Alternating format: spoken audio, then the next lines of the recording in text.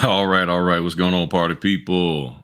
Let me get this here straight on the gram. I'm going live on the gram also. So I'm doing live on both. Um, Let me get my camera just right. All right, there we go. I think that's it. So we live on the gram. We're live over here on YouTube. So I just wanted to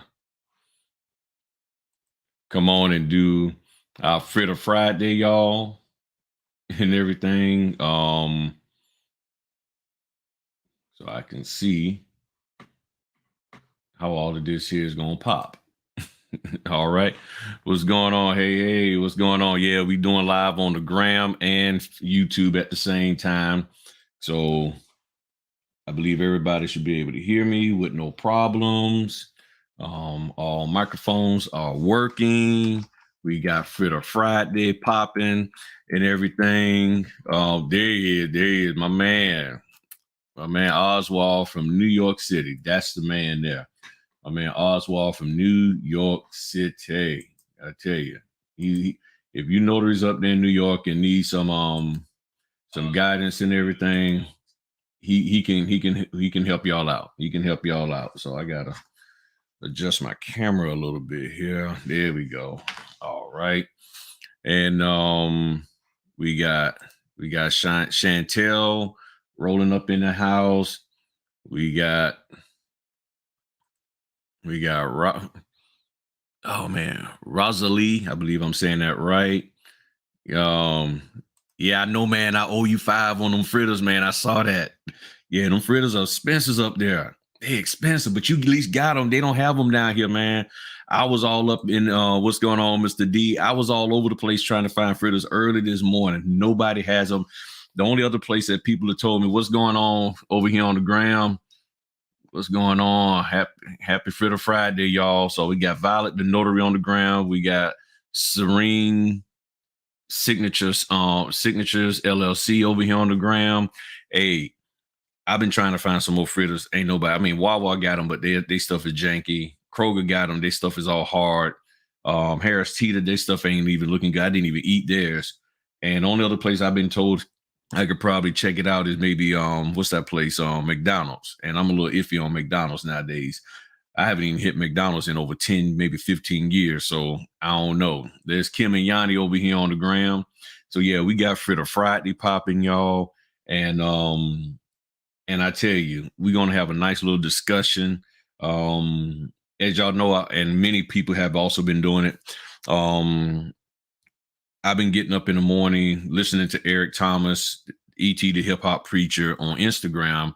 He's doing 33 days of mentorship where he's talking and he's working toward helping people get to or understand the different levels that there are out here.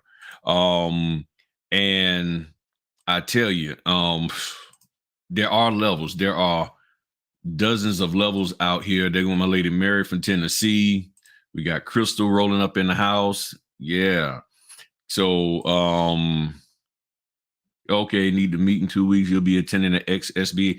Yeah, look, he's coming down there to SBA Expo, Mr. D, hit him up, or the SBE, as he says here. Get with him so he can kick it with you and everything. Oswald is a solid guy. And yeah, ET is deep. I'm gonna tell y'all, I'm very inspired by what he's been saying and all of that. And it's just like I was saying the other day, it's just confirmation that I went down the right path of what I'm doing and everything out here. Before I even heard of him, I saw him, but I never heard him. So I just used to see him do, stocky guy, cap, shorts, talking to kids in school. I'm like, all right, cool. I hear stuff, but I never really listened to him and everything. And after listening to him, I'm like, all right, this dude is on point and everything. So, yeah, you're welcome, lady, for the video over there on the gram. So this morning, hold up. They over here rumbling in the box. So this morning, we got the Krispy Kremes. We got the Krispy Kreme. So we got a guest donut. Since we don't have the fritters no more, we got a guest donut today. So I got 3 of them in there, and this one donut's just popping like, yo, I need to be out and I want to introduce myself. And this here is actually, out of all the specialty donuts Krispy Kreme has, is really my favorite non-fritter donut. Okay. And this bad boy right here, the cake batter. The cake batter donut. I'm gonna tell you, this thing. Okay, I'm about to say I look like I was missing some cake batter on the inside. Yeah, the cake batter one. I'm gonna tell you, this cake batter, Graham, this cake batter ain't no joke. This here is nice. The cake batter is popping. I love it. Uh-oh. And mm, and it tastes just like cake batter too. I'm telling you. I'm telling you. I love my donuts and everything. And no, I didn't want to be a cop. No, I did not want to be a cop at all. So this week, the cake batter, they've been having the cake batter over there for a couple of years with the little sprinkles on top. So if anybody like little sprinkles, they got the sprinkles, everything. And after I listened to ET this morning, I went back to bed. What's going on, man? Gum. I hope I got it right this time, and I'm trying to hit that little wave button on y'all over here on the gram. Sometimes that be working for me, and it don't. But you know what he was talking about this morning was so on point. And to me, and again, this is not clout chasing or anything. This is just me admitting that I recognize that people are out there saying the same thing as I'm saying, just a little differently, but it means the same thing when you, depending on what industry you're looking at. And one of the things he was talking about is, and I had to write it down. Today he was talking about what's your top and getting to your top. You know, what's the top level of where you're trying to get to. And actually, I just realized what my top is for this notary business. I'm not telling y'all yet, but I can't tell y'all yet until I get some other things set up. But I realized what my top is. And he was talking about what your top is. And one of the things he said, stop letting others decide what your top is going to be. Now, within the notary realm, we'll take that as, oh, these signing companies, Grand Risings from Maryland, what's going on? Don't make me swing. But yeah, Krispy Kreme, I'm telling you, that cake batter ain't no, I know, man, handful of diabetes. I know. That's why I only do it like maybe, really just once a week. I hit the donuts up and everything. But yeah, that's right. I forgot all about that. Yeah. See, y'all, thank y'all for reminding me. Yeah, hit the like button, also share and everything. But what he's saying here is don't let somebody decide what your top is going to be. Now, the way I take that is within the notary realm.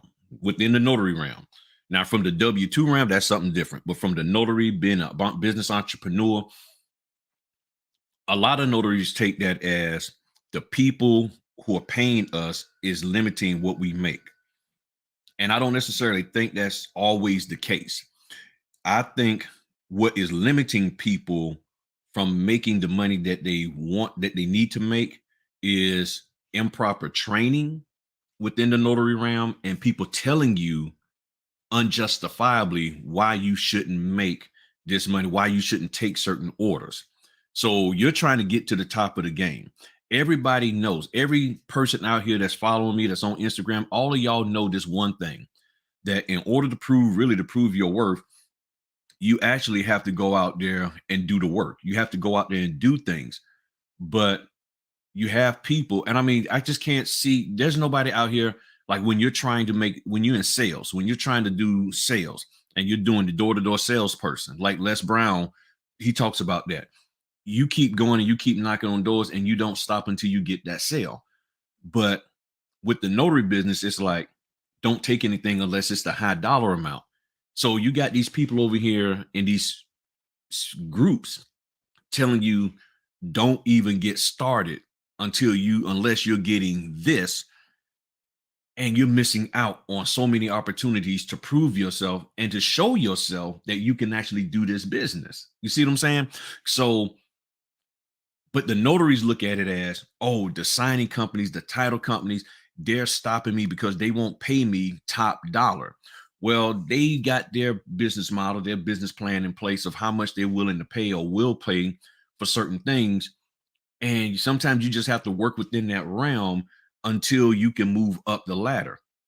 Case in point, as I talked about to the members on my YouTube channel, um, one of the companies, Title 365, and I said this last night on an Instagram live with Signature 21 and Samantha Smith and another lady named Samantha out of Florida, that Title 365 done came out and said that if you don't have 2 years experience and at least 25 signings, they ain't messing with you. So just imagine all of you notaries who push back on what I was saying about going out here and doing the work and just getting some orders under your belt. Look at what's happening now.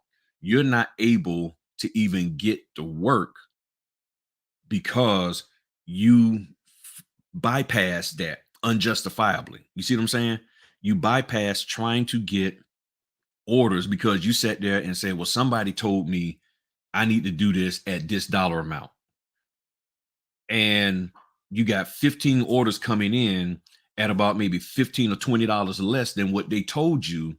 But you said, no, I ain't doing that because they said, go get this. But you don't even know this person and they don't even know your situation. So here you are trying to get to the top of your game within the notary realm, and they're telling you, don't do this, don't do that.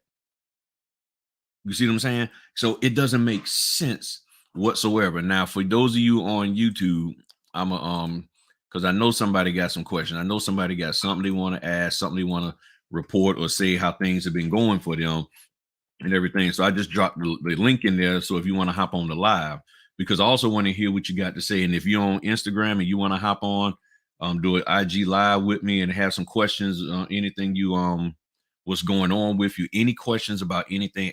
Look, if you got any questions you want to ask me about getting started, how I got started, what am I doing, feel free to hop on, ask, all of that, because my goal is to help you get to a place of profitability.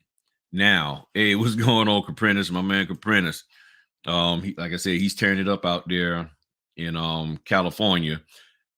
Now, one of the things that in the topic here today, it says take responsibility for your success. That is key. Take responsibility for your success. And one of the things I was going to say, or the title I was going to give was don't be afraid of success. But I was like, nah, hold on 1 second.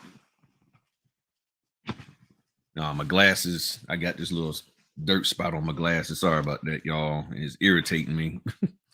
There we go. That's better. So, but you got to take responsibility for your success. If today I have a closing and that's by choice, I'm going to enjoy today. Yeah. Yeah, you got one closing. Matter of fact, I got one closing. I had two, and they emailed me or texted me this morning and said they canceling. The signers to call, contacted me and canceled. And I contacted the signing company, and then they turned around and said, yeah, it's canceled. So I'm gonna go take care of some other stuff. I'm gonna go head on and all of that. Now, if something pops up that fits, and yeah, Lala, we got to get together since you said you in Chesapeake. I'm here in Virginia Beach. So maybe this weekend we can connect. But one of the things is, okay, one of the bigger things is you got to take responsibility for your success. Now, where I had a problem at growing up, I was afraid of success. I knew that I could kill it in school. I knew I could tear it up and do good and be a straight A student, but I honestly was afraid of success. And what I mean by that is there's responsibility to being successful. And I didn't want to take on the responsibility of being successful for a variety of reasons. Was worried about what my friends was going to say, was concerned about the expectation of my parents, of them wanting me to stay at that high level. And I just wanted to sort of sit back. But as I got into adulthood, I realized that, oh, hold on. And don't forget, we got the eggnog, non-alcoholic eggnog. Okay. I don't do all that alcohol. Oh boy, that's good. And I realized that I got to stop being afraid of success. I just got to go out here and do it. And there's work to stay successful. So you can have a successful moment, a successful day, but are you willing to sacrifice what it takes to stay successful long term? And it took a long time for me to get to that point. You know, I didn't have anybody in my life encouraging me in that way, but every now and then I would see things that would tell me that I should go in that direction, and I was just afraid to do it, and then I got to a point one day, and I can't even tell you, I think it was in my 20s, and I just said, you know what, forget it. I'm gonna just go out here and do what I gotta do. Nobody's going to help me. There are people who will help me, but what I learned is once I start doing the work, once I start moving forward and trying to be successful and taking on the responsibility of being successful, then others will come along and they will see that and recognize that, and they will, boom, hey, what's going on, Tom Bryant? What's going on with you, my man? So one of the things is I'm just like,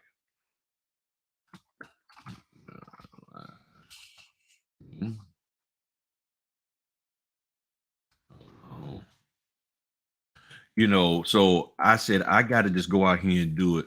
So I didn't know how it was going to be. I didn't know what it was going to look like, but I said, I want to be successful. And there's a responsibility that comes with being successful.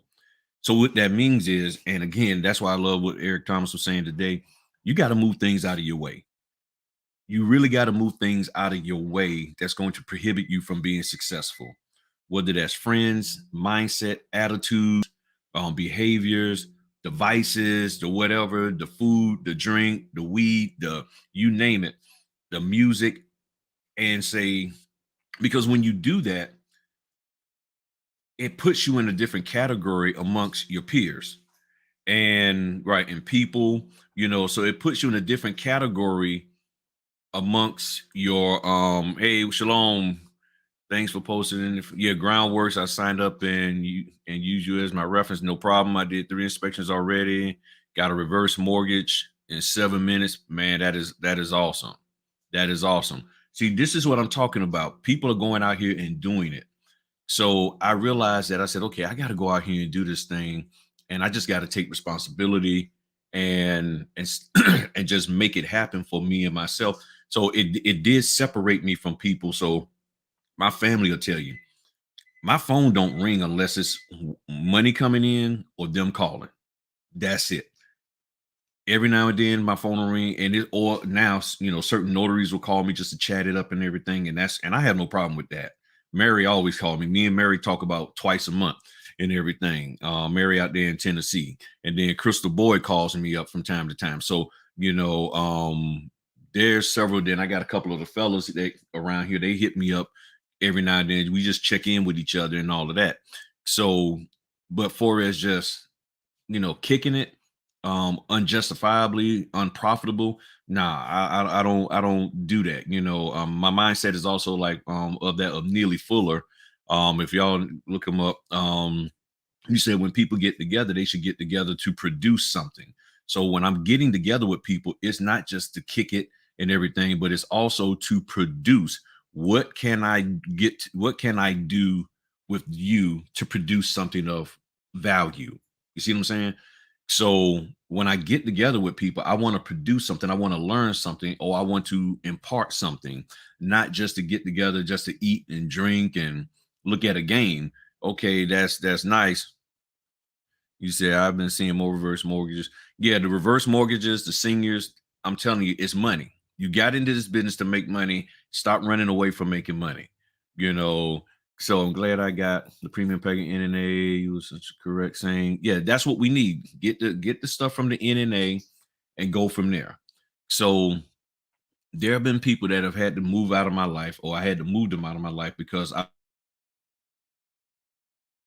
was in a different space, because I respect the fact that if they get into a different space, they're going to move me out of the way or move away from me if I'm not in the proper space that'll be profitable for them.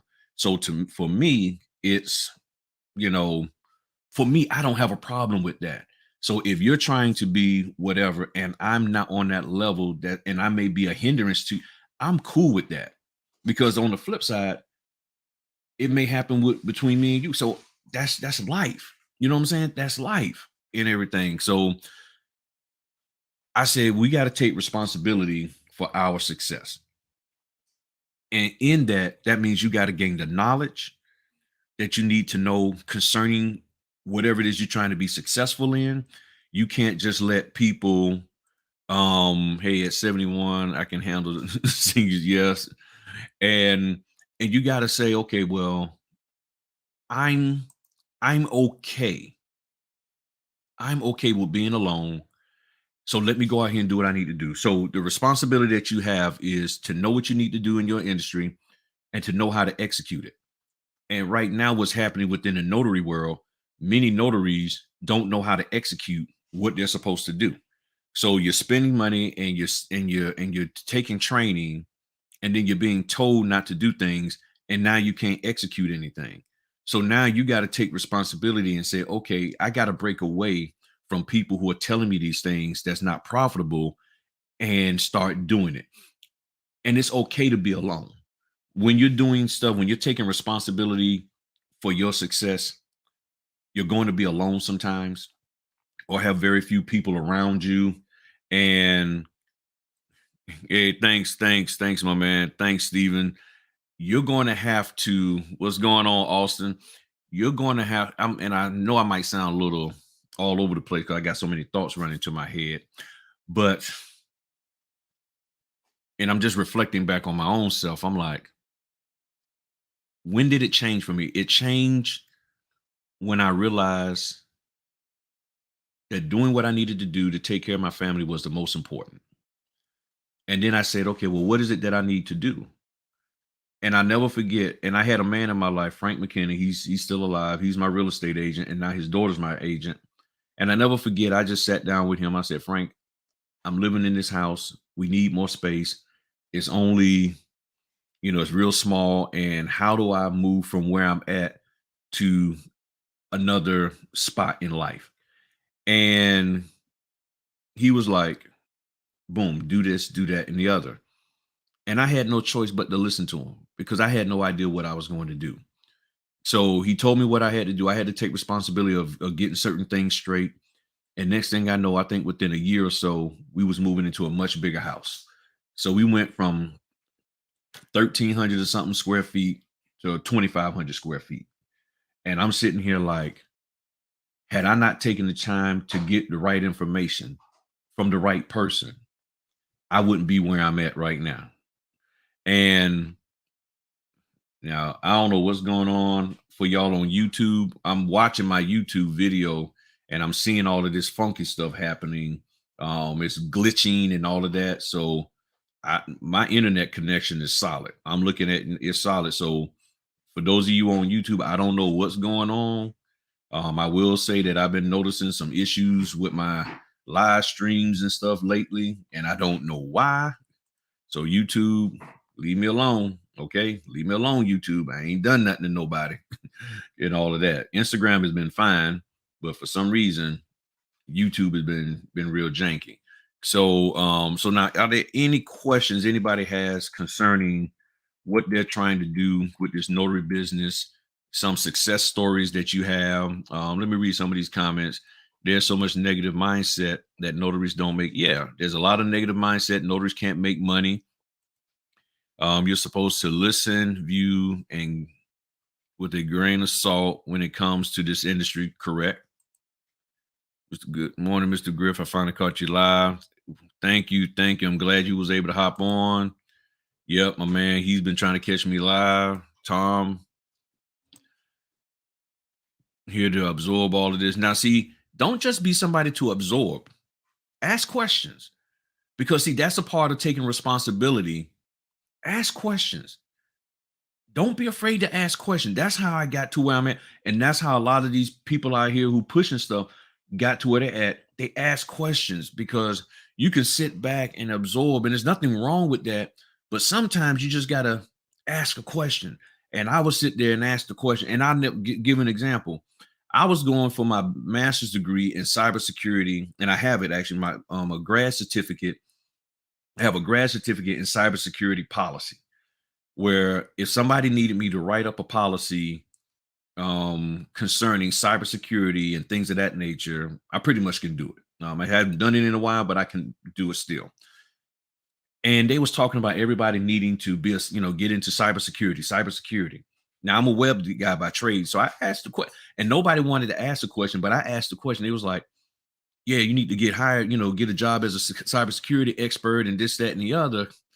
And I noticed that they kept pushing and kept marketing themselves to the young people. And I just went on to ask the question. I rose my hand. I said, what, and at that time I think I was in my 40s. I said, what about us 40-something-year-olds? And they're like, what do you mean? I said, y'all keep telling us we need to get into this industry, but every time I try to get a job, they keep telling me, oh, well, you don't have this experience, that experience. And I'm like, but I got experience, just maybe not directly in that. So I'm coming in with an IT background, and you're telling me that that's not good enough. But you're telling everybody that we need to move into this industry.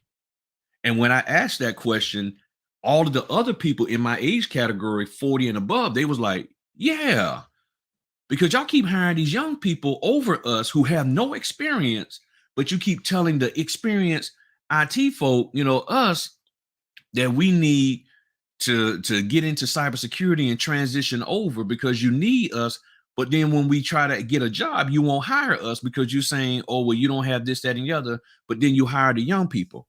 And those folk they was mad at me. Now I'm not going to get mad at you for asking the question, but they got upset because, okay, well, yeah. And I told them, I said, because it seems like y'all are targeting the young people because at that 25-year-old age, 22-year-old age, they don't know any better. And they'll take any salary that y'all offer them because it's working with the government.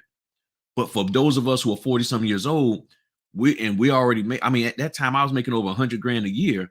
I'm not going to switch over to cybersecurity and then you're going to pay me 60. That ain't happening. You're not going to have me taking a $40,000 pay cut just because I'm moving into a new industry when I do have experience, more experience than them, and you're paying them 30, but you only want to pay me 60. I'm like, nah, that don't make sense. And they was not happy with that. You say you have a question. Why should a signing service? Because that's just their business model. Again, remember, these are businesses that operate from a W-2 perspective, and they're asking you to have a business reference also because some notaries have worked in title offices for years. So that business reference, they want to say, okay, well, you've been working for, John Jones Title and escrow. I want to hear from them that you've been all right. So that could be a reason.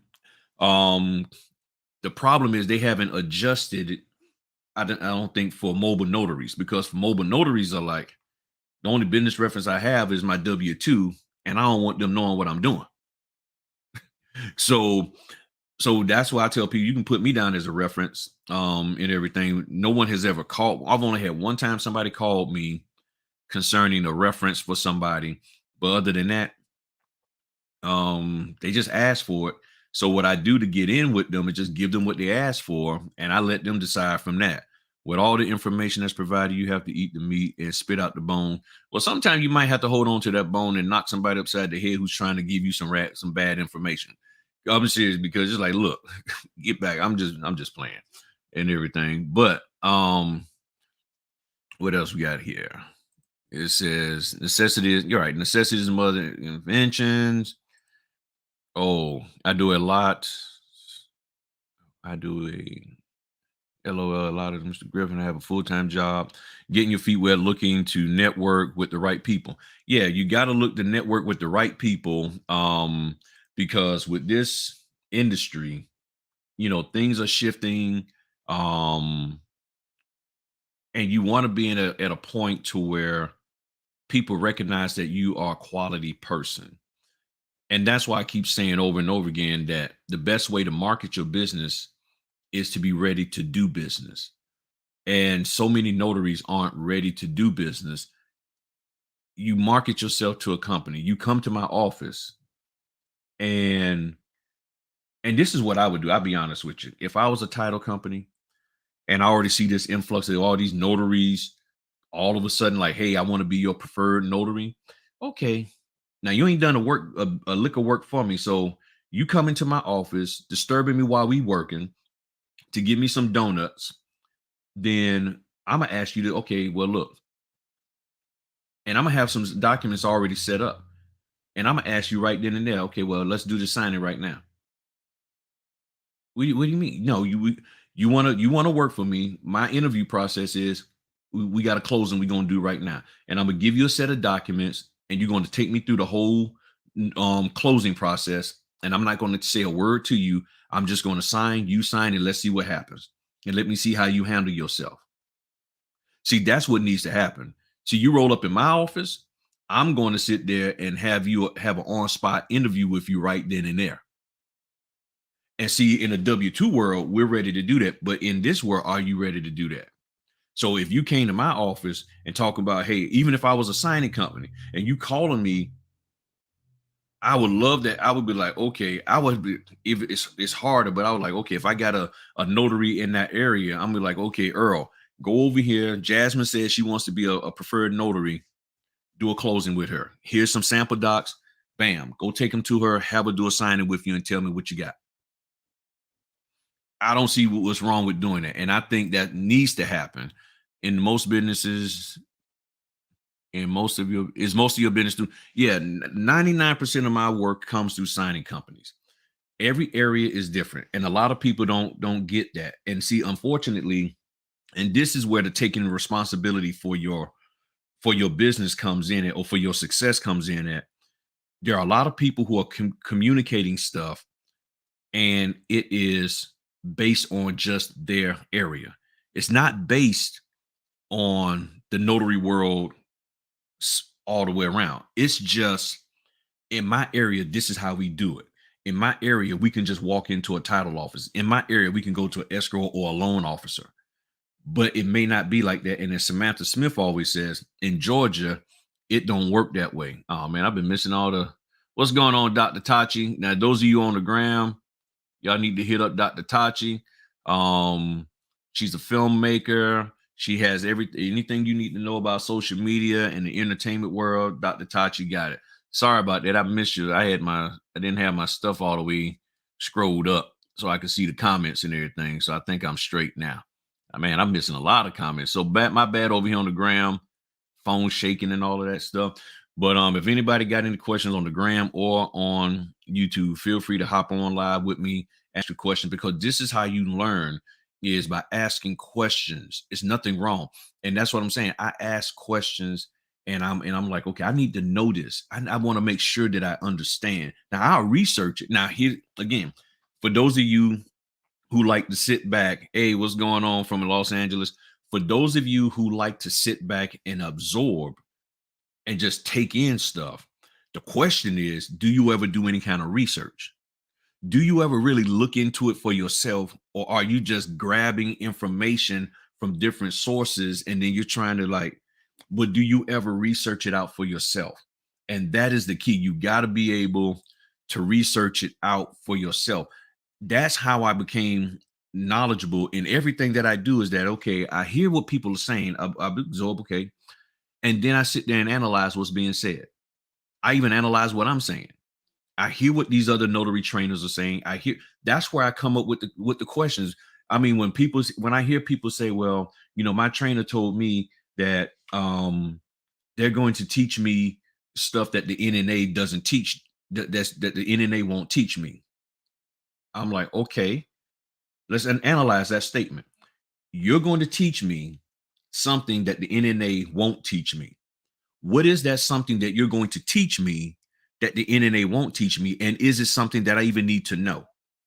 It sounds elitist. And be honest, it sounds elitist. Like, it's like you're making somebody feel special, that they're getting something that nobody else is getting. But the question is that thing that I'm getting something that I should be getting in the first place? You get what I'm saying? So when you're absorbing stuff, but what is it that you're absorbing? And do you ever analyze what you're absorbing? Do you ever take time out and take inventory of what people are saying? Or you just go with it like, oh, okay, you're going to tell me something that nobody else knows. Okay, but you're saying that to 5,000 other people, 10,000 other people. So you got 20,000 people out here that all think they're getting something that the NNA isn't teaching. But then the question is, what is it that the NNA isn't teaching me? And is it something valid in my life? And is it something valid where I'm at? That's the thing. Happy Fritter Friday, Tanya. That's the thing. Yeah. And today's donut is cake batter from Krispy Kreme. And as always, during this time of the year, got the eggnog. So yeah, my sugar level is real high. Real high. So I don't know. I mean, it's going on lunchtime for me, but I can't eat nothing else after this year. I gotta let that wane off of me before I hit some other stuff. But that's the thing. There's nothing wrong with absorbing, but hold up. It's a Happy Fritter Friday.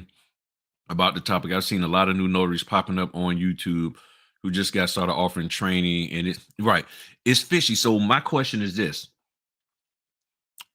Okay. All that does is confirm how easy this business is. The business is so easy that somebody who just hopped in this business 3 months ago is now being an expert trainer. That means the business is very easy. Because if you can take somebody who's only been in this business 3 months, barely got 25 signings, and they can turn around and be a notary trainer to educate you, then how hard is it for me to learn without them? Why do I need them? Because if you can learn this and become a trainer in nanoseconds, then why can't I just learn it real good, learn it and become good at it in nanoseconds? I don't necessarily have to train anybody, but I can learn it for myself. Again, taking responsibility for your success. See, when you absorb, you don't always think about asking these questions. You got to absorb and ask questions. Why? How can somebody who just got started all of a sudden be an expert? And again, you keep saying, well, the industry is saturated. Well, let's look at, okay, we got 51 people on YouTube and 7 people over here. So let's just say we take the 7 people here on Instagram and they turn into notary trainers. And then we take half, which would be whatever half is 26, 27, almost it's on 60 now. So we take 30 some people, off of here. So you're talking about 37 people that are now trainers. Those 37 people need bodies to train. Where are you getting your bodies from? So now you're actually forcing more and more people to try to come in the industry. But then the problem is you only been in it for 3 months. So you got 30 people that's been in this business for 3 months, maybe 6, and you're trying to train somebody. But what is it that you're training them in? Because if you didn't get properly trained as a notary, how can you train them properly as a notary? And this is the thought process that you have to have. And it's just going round and round. And then the signing companies and the title companies and the lenders are saying, wait a minute, we see this constant issue here. We need to change the requirements. So a light bulb went off. So I am bringing in young notaries to take this work and taking a small percentage, doing Ron and beginning to do some online signings. So that's what you're saying. That's what you're doing. That your plan is to bring in new notaries to take work and take a small percentage of what they're doing. But it's like, so now you're depending. So now you're depending on them to do the work for you, and you're not taking responsibility and make it. And see, that's what I'm saying, because what happens if those notaries go away? Do you actually know how to do the job? I don't know if that's what you're saying, but let me see what you say here, my man. You can't beat the dead horse. I understand, man. I understand, but there's people out here. There's people out here that they hit me up later on and let me know that, "Oh, okay, I get it now." And see, here's the thing: those people out there, they're constantly pushing that bad narrative. They're constantly pushing it, and I don't mind. And I know people like, "Well, man, you saying," but see, here's the problem. Okay, here's the question. Here's the question: how many of you are moving away from that? What they're talking, because there's so many notaries that are still out there buying in to the stuff that they're saying. There's so many notaries who still call me after listening to my videos from what they're saying. Yeah, I heard your videos, man. I looked at your videos, and then they're still saying, "Well, I don't think signing services is the way to go. I think I need to be direct. These signing services, they cheating us." I never said that in none of my videos. So where are you getting that from? Like one person said, "Yeah, the game has changed." I'm like, "Okay, you're a brand new person, and you're talking about the game has changed from what notary used to." I'm like, "Where are you getting that from?"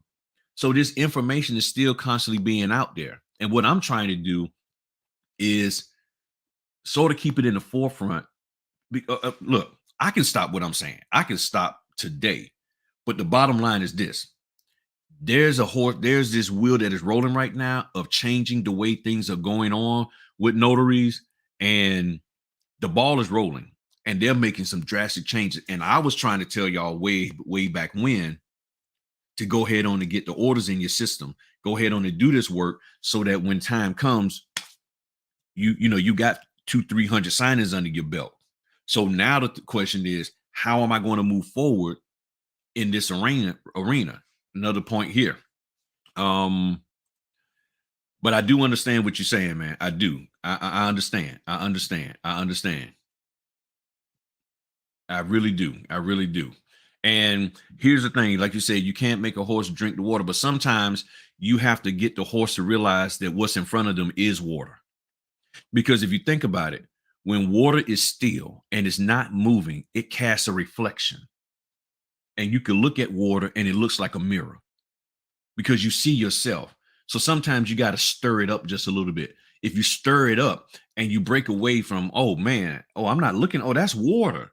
Sometimes you looking at it, and sometimes you got to stir it up a little bit so that they can see that, "Oh, this is not a mirror because I'm looking at water, but all I see is what I'm looking at is I'm just seeing another horse."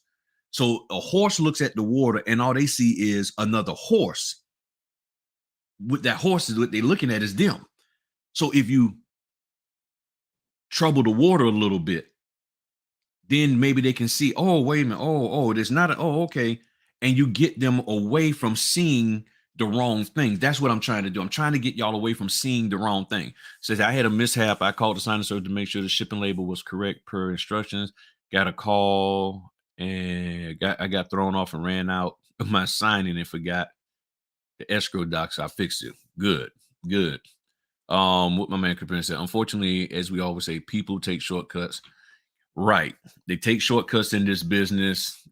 If you get it early on, you will ask the question. But if you're being a follower at all, then yeah. And a lot of people they're just being followers. And that's what I'm trying to say. Take responsibility for your success. Stop just waiting for others to dictate to you how you should be. That's why Eric Thomas was saying today, stop letting others decide what your top is going to be. When you just sit back and say, "Okay, I'm waiting to for some more stuff to just get poured on me, and I'm gonna just try to absorb all of that." Well, sometimes if your mindset is still W2, if your mindset isn't geared to like, "I'm gonna go out here and I'm going to be a beast, I'm going to go out here and be a lion, and I'm going to go out here and run out here and do what I gotta do," you could get overwhelmed. And that's what's happening to notaries. They're literally getting overwhelmed. Um, I know that now I can't take calls before signing, and when I'm preparing, I pay attention to things. Yep. What we got here, the phenomenal trend. Yes, and see, I did a video about this, and a lot of people gave me some flack over this. Those of you on the gram, y'all, yeah, stop letting others dictate your top, as Matherin is saying over here on the gram. A lot of people don't realize this on the gram. I did a video. I did 2 videos, and I got a lot of flack behind them from other notaries and stuff. One video is basically, I said, are we making the notary industry a 1% club, meaning only 1% of people making all the money as a notary? And then the other one was about, I said something to the fact that people are that has the notary business come network marketing, because that's what it seems like to me when you look at it. It's like you come in and train under, we'll just use me. You train under Griff, and then I give you this blueprint for you to replicate what I do. Now, you're not doing any notary work. You're just going in and replicating. Here's how you get your Facebook group. Here's how you get your Instagram groups. Here's how you get your Clubhouse groups. Here's how you set up little conferences, this, that, and the other. Bam. Now go do it, and you can make all this money. So now you are mimicking that, but you're not doing any notarial work, or very little. Okay. Now, and then you get 4 or 5 people under you. So it becomes network marketing. Okay. It becomes the multi-level, like everybody, and then all the money gets funneled back up to the big dog. So now you're stuck with them, with him or her, or them if it's a couple or whoever it may be. But when do you pull off and do your own thing? Is that really why you joined this industry, to become a notary, so you could sit here and cape for someone else? It's nothing wrong with partnering and collaborating, but when you get to a point where all you're doing is caping for this person who trained you, and that you can't do anything unless they say so, you can't do anything outside of their realm because they won't be cool with you, that's a problem. You're an independent business owner. So be independent and run your business. Again, as the title says, take responsibility for your success. Go out here and do what you need to do. Just putting a link in there for people to join the stream. Take responsibility for your success. I'm not, look, I use the example of the guy, Papa John's. The guy who started Papa John's is no longer the CEO. I think they don't kicked him out because of some, him things that he said and he's done, political and racial and all of that.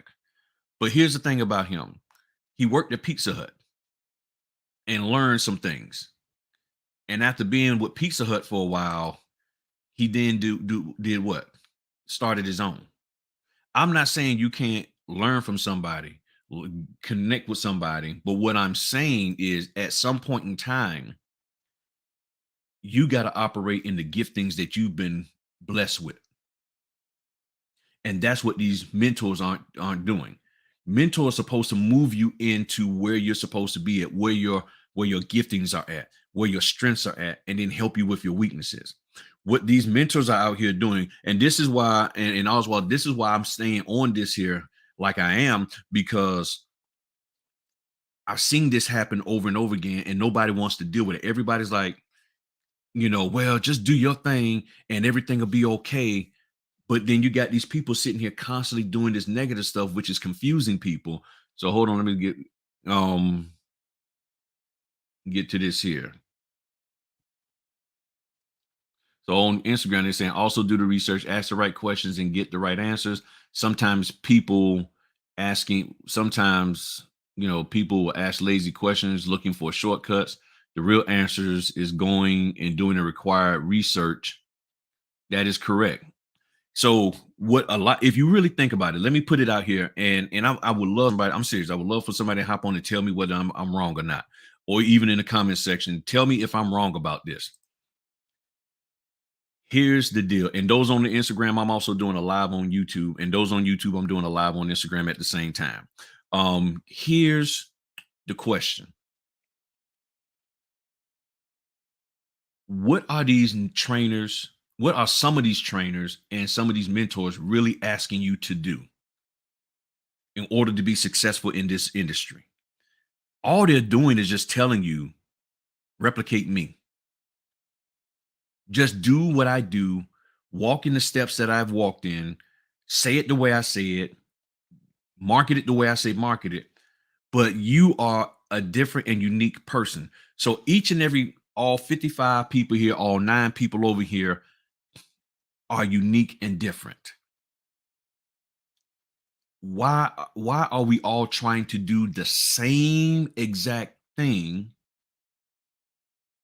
that this one person or 2 persons or 3 people are saying, and it doesn't fit all of us?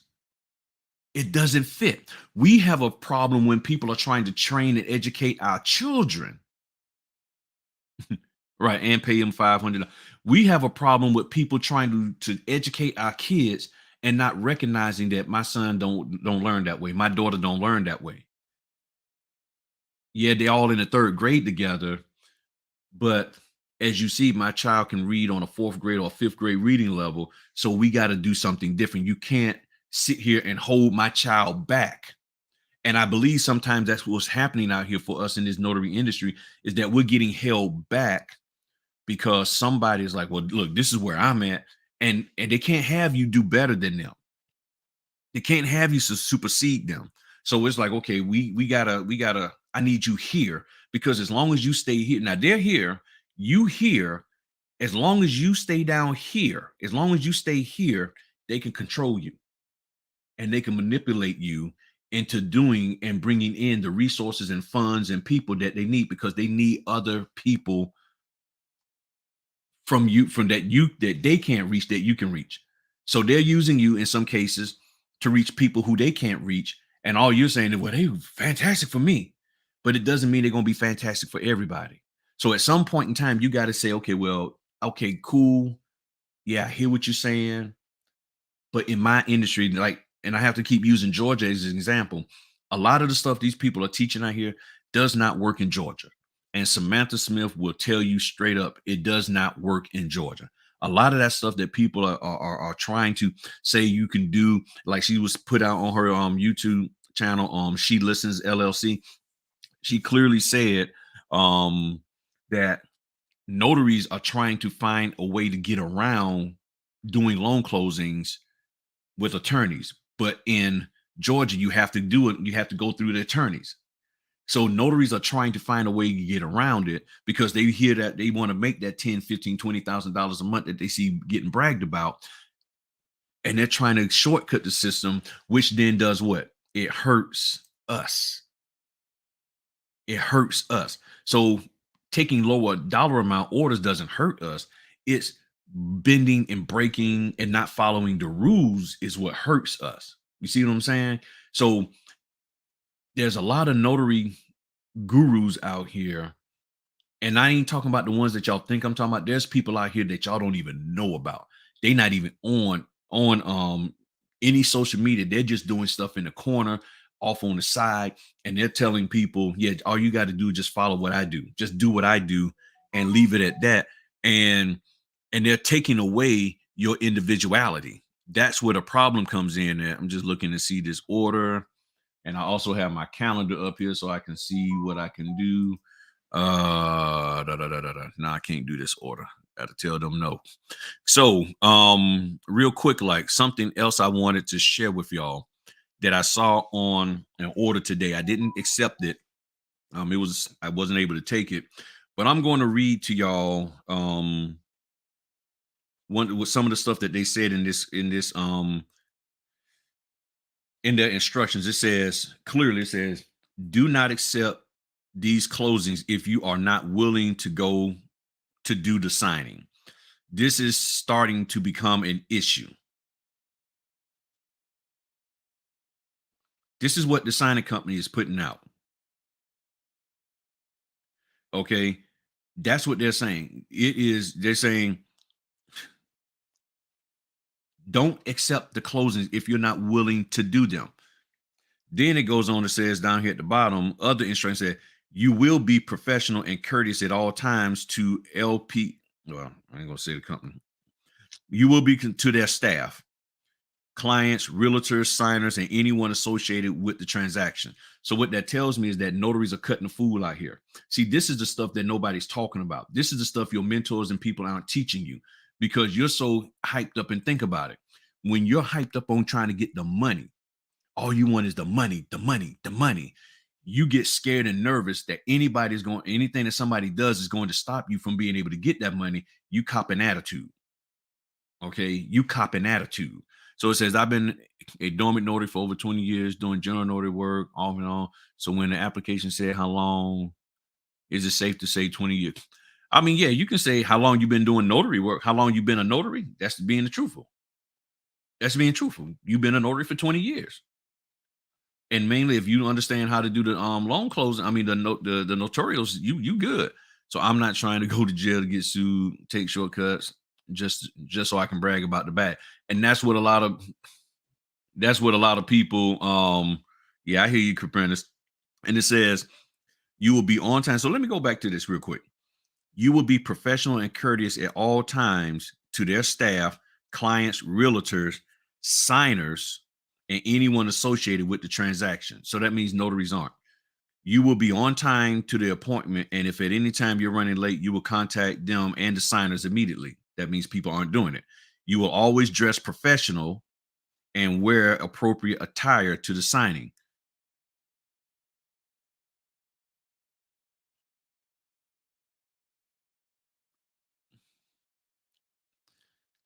There's a lot that I can say about that for the men and women. Okay. I know a lot of, look, I'm gonna just talk about the men. Okay. I'm gonna just talk from the men's perspective. Hold on. Order just popped in. B for 200. B for 200. Now it ain't for 200, but where they need me to go, I'm not going to be able to get there. It's not going to be logically for me to do that one. So I can't do that one. Dang. Um, but from a man perspective, I know a lot of the young fellows, not everybody want, and I sort of joke about it. Not everybody wants to see you in vacuum sealed clothes. I mean, I'm like, how tight does your clothes have to be?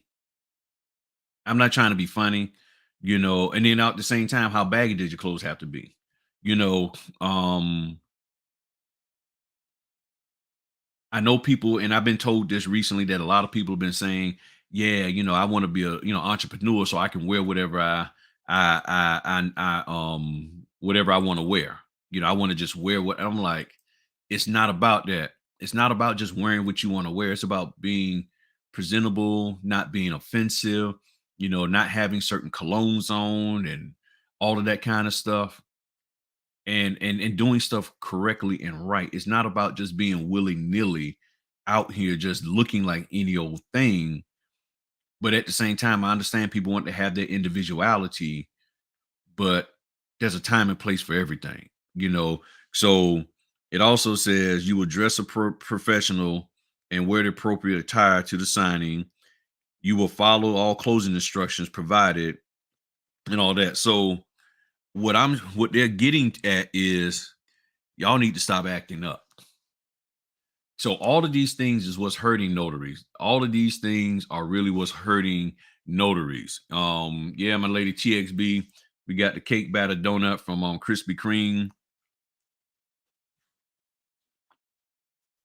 My sugar level is up. Still kicking it with the eggnog. Now, any questions? Y'all know I always like to hear questions from y'all because all right, there's another order coming in. I can't do it. I don't know. I might be able to swing that. That's at 2 in Norfolk. And let me see what side of Virginia Beach. Man, yeah, see, that's the problem with this one. It's the distance. It's the distance that I got to go to get to it. And yeah, that's gonna be too tight. That's gonna be too tight. So what I'm gonna do is I'm gonna reply back to them that I can do this at um hold on, what time do they want to do this done? Oh, 3:30. Wait a minute. Oh, I might be able to make that. This is at one I got at 2. So yeah, I'm gonna say I can do that. I think I can hit 3:30. I was thinking it said 3. So yeah, so this one and this for $85. Okay, $85. Um to do a refinance with scanbacks. So, and all that. But all right, what are the best payment?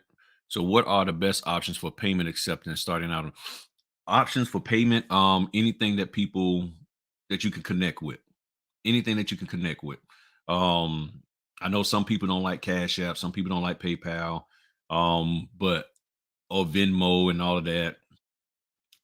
That's a decision you have to make because your area, if you're in an area that's really fast paced and people, they do Apple Pay and all of that, and they're like, yeah, I want to do business with you, but this is how I do it. You may even have to consider, okay, how do I take Bitcoin? I mean, that's an option because some people, that's how they operate in Bitcoin. So you really have to sit back and look for your area, look in your area and figure out what works best.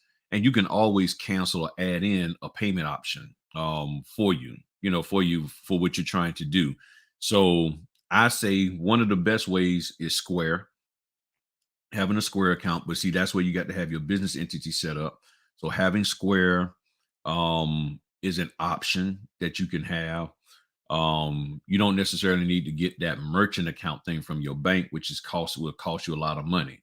So Square is one option because you can always manually put in your cash orders and all that kind of stuff. Says of course you should if you don't respect yourself. Correct. I'm old school and always look for present first impression. Yeah. You want to make good first impressions and everything. Terrible. This is why I know I'm going to be successful in the future. How you are in the business owner and professional. Right. Um, all I'm saying is you got to make up your mind how you're going to make this thing pop for you. And you got to take responsibility. Now, again, there's nothing wrong with listening and hearing. And I say, even for me, I'm just out here talking and running my mouth. And I'll be honest with y'all. What I'm trying to do, I'm stirring the pot, and y'all know that.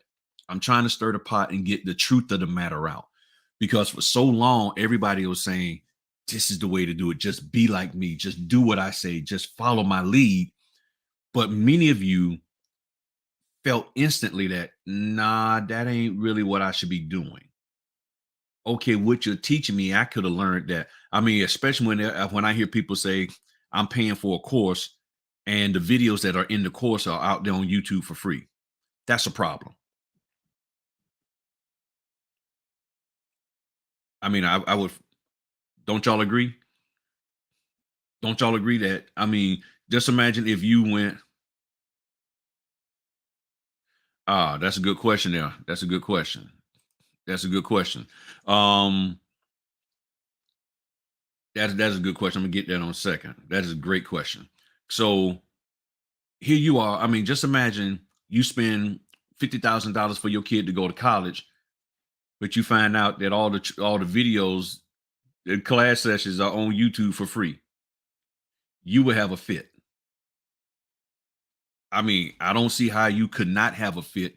You're paying money, and then all of the videos that you are paying money to see are available for free on YouTube or Venmo or Venimo or whatever the other one is called, or on Patreon. You know what I'm saying? Or you over here on Patreon paying somebody for their Patreon, but everything they got over here, you know what I'm saying? So that's where the problem comes in at. So now, my man Oswald, and I like the name of the Notary Giant Professional Service Corporation.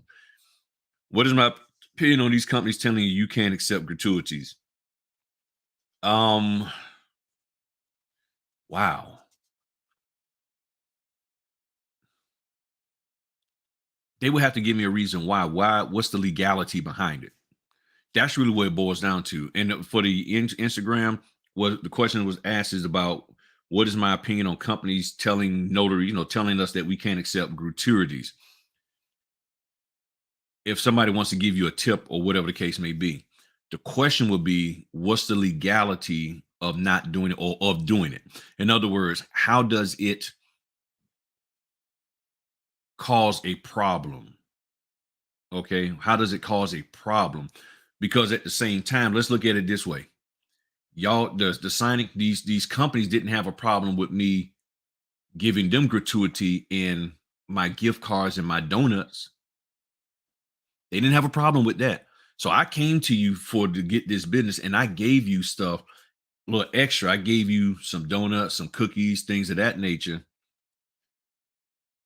You accepted that, but you're telling me I can't accept a sign of being pleased at what I'm doing and breaking off a little something to me. I'm not saying that I should or shouldn't. What I'm saying is, if you don't want me to, then give me the legality behind it. Give me the legal reasons for not doing it, versus, well, it's just, because it's like, okay, yeah, the gift basket. So I'm giving y'all gift baskets and stuff, and then somebody wants to give me a $5 tip for doing it. And I've had people say, hey, they were ready to write the check to pay me my notary fee, and I'm like, no, that's already taken care of. And then they're like, well, can I give you a tip? I don't tell them they can. I don't tell them they can't. All I know is if something ends up in my bag, it ends up in my bag. That's all I can say. I'm like, I can't stop something from falling into my bag. That's all I'm gonna say. But if the company doesn't want me to, then and if they're really harping on it, I would really want to know from them, what is the legality? What is it? What does it hurt? What does it how does it put y'all in a bad situation or something, for its compliancy with all of this and everything? That's what my question would be. No different than I was than what y'all always hear me talk about for is the notary stuff.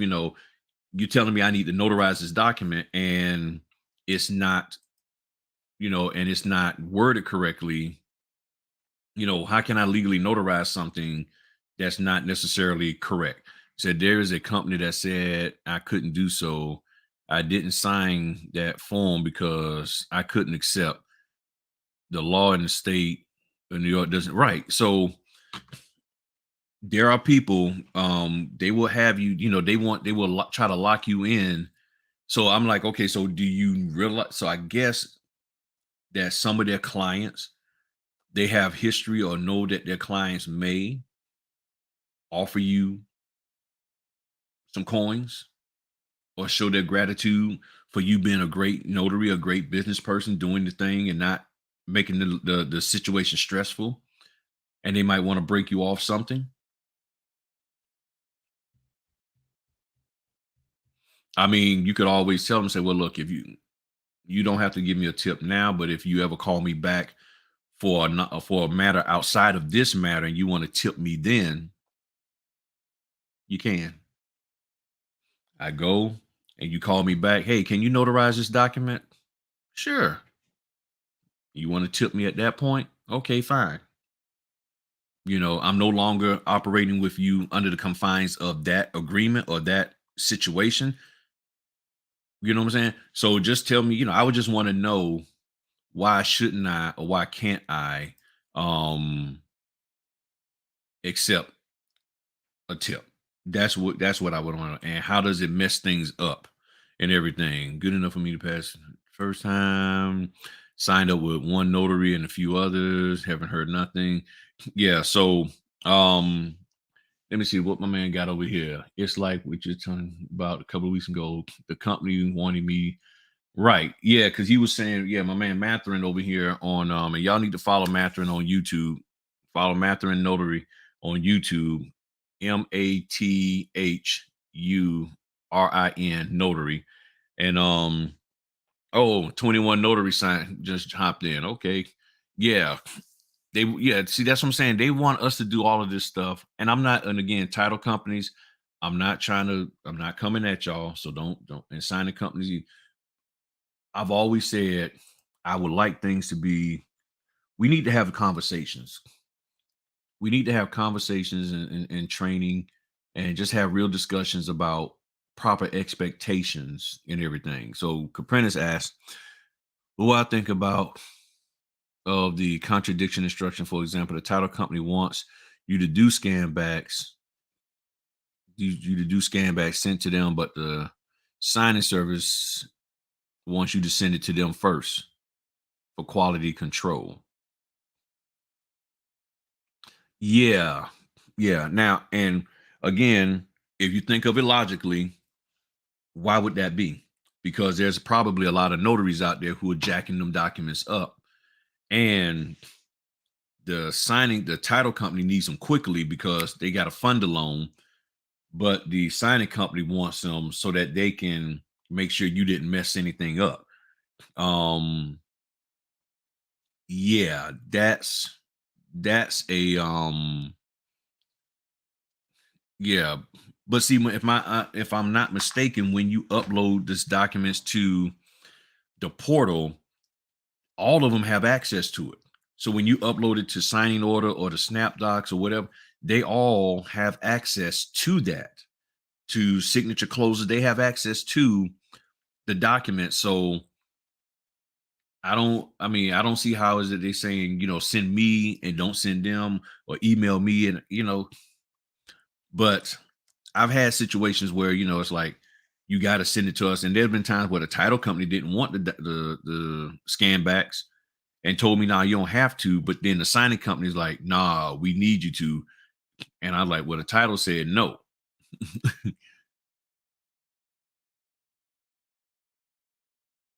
That is correct. That is correct, my man. Yes, have them put it in your bag. Hmm.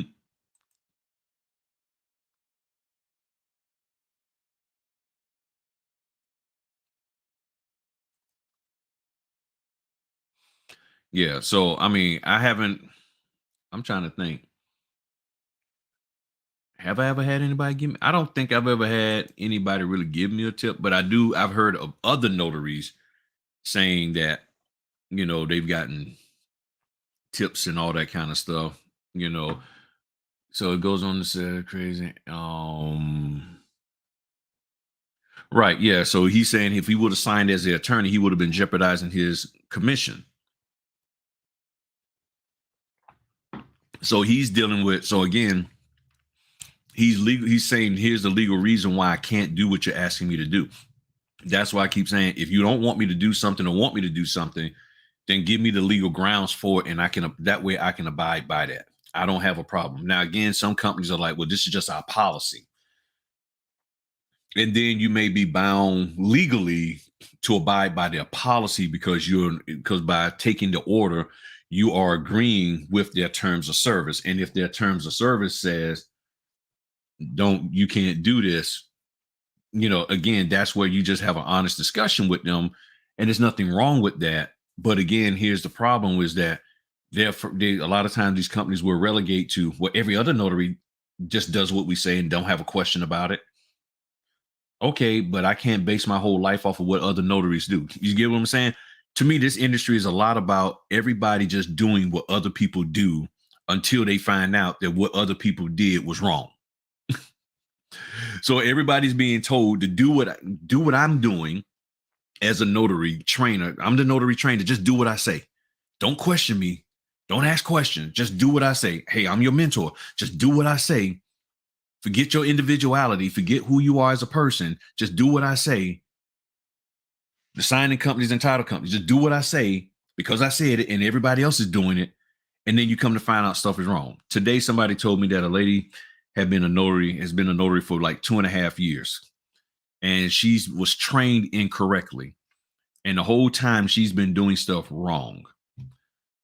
And in turn, she's been blacklisted by various companies because of that. And one company talked to her about it and told her, and they were like, no, we can't use you anymore. So she's like, how do I go about fixing that?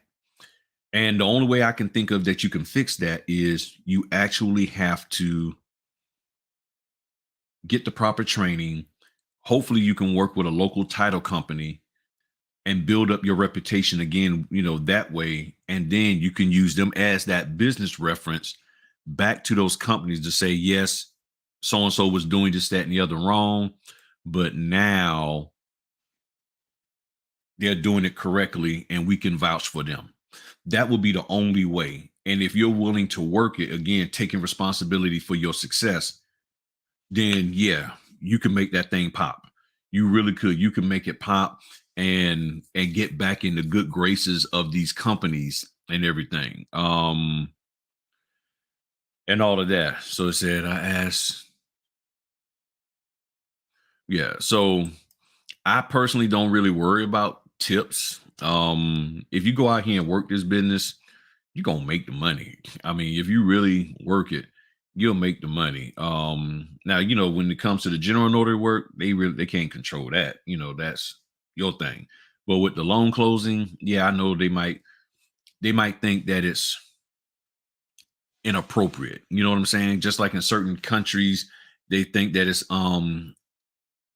inappropriate to tip somebody. It's like a put down to tip somebody. So like they say, when in Rome, do as the Romans and all of that. So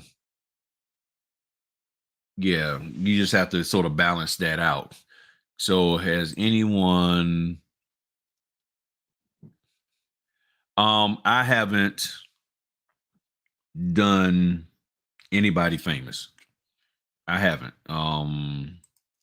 So I would rather receive a far tip. The public really is huge on good reviews. Yeah. I haven't done any. Have I? I don't think I've done any celebrities. I mean, I've done some high end stuff. And see, again, look, the importance of what we do is this. Over the last 2.5 weeks, I've done closings where people are pulling money out of their property, getting equity out. I've done closings that have equal, I'm talking about total, about out of four of the closings that I've done over the last 2.5 weeks, the total dollar amount of money being taken out of the equity money is over $1 million. Over $1 million of equity people are taking out of their house over the last over the last 2.5 weeks. Just imagine if you don't do this document right, if you don't notarize it correctly, it's gonna mess everything up. Because the one guy, he was like, look, he's pulling out 328K so that he can go and buy cash a retirement home for him and his wife. A little cottage thing that he's trying to do. And he was like, so we got to meet these people on Wednesday to put that 300K down and buy this thing outright. That's why you can't worry about trying to get all this here document explaining and trying to be all fancy. And when he told me, I was like, okay. Now it didn't bother me none because I'm gonna do the stuff right. But I'm like, what would happen if you was a brand new notary and you hear this guy talking and he's saying, I need to, once, and he's calling the bank while he's like, so when I'm going to get this money, because, we're signing on a Thursday, I need this money so I can take a cashier's check to them on Wednesday. And they're like, don't worry, sir, it's going to be there it's going to be to you on Monday. It'll be available Monday. He's like, you sure? Yeah. So now you can't mess nothing up. You can't jack nothing up. Okay. Because if you jack it up and it delays his stuff by 2 days, he ain't gonna have that money. He could miss out on that deal. So this is the importance of what we're doing. It says I've done a few when it comes flew out the window. Yep. Oh man. Just like in Washington, you can't do immigration work. Right. So in Virginia, we can't do immigration work. That's why I'm saying everybody's telling us all of this stuff that we need to do. Look, I've said it and I know I sound like a broken record. We came into this industry because we needed one thing, just one thing, some extra money. Are you making the extra money? Out of all that I've been saying for the last hour and 20 minutes, it really all boils down to in taking responsibility for your success. You coming into this industry, are you making any extra money? May not necessarily be the extra money that you want or looking for, but the question is, are you making the money or any money to take care of yourself? That's really what the question is. Are you making the money? It's either yes or no. That's the question. And after all of what I'm saying, that's really what it boils down to, people. Are you really making the money for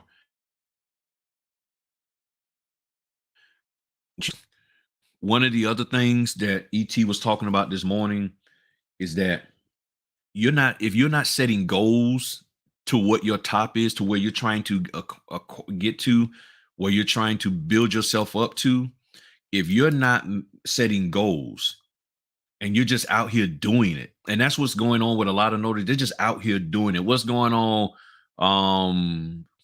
Notary, I hope I'm saying that. Oh, I'll be messing people and Louise. The question is, are you just out here doing things? Anybody can get $100 for an order. Anybody can make 150.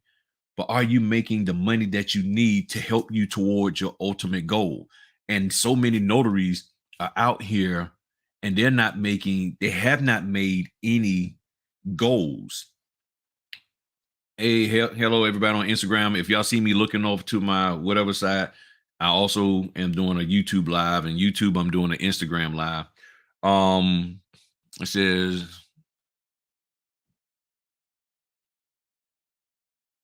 boom. Okay.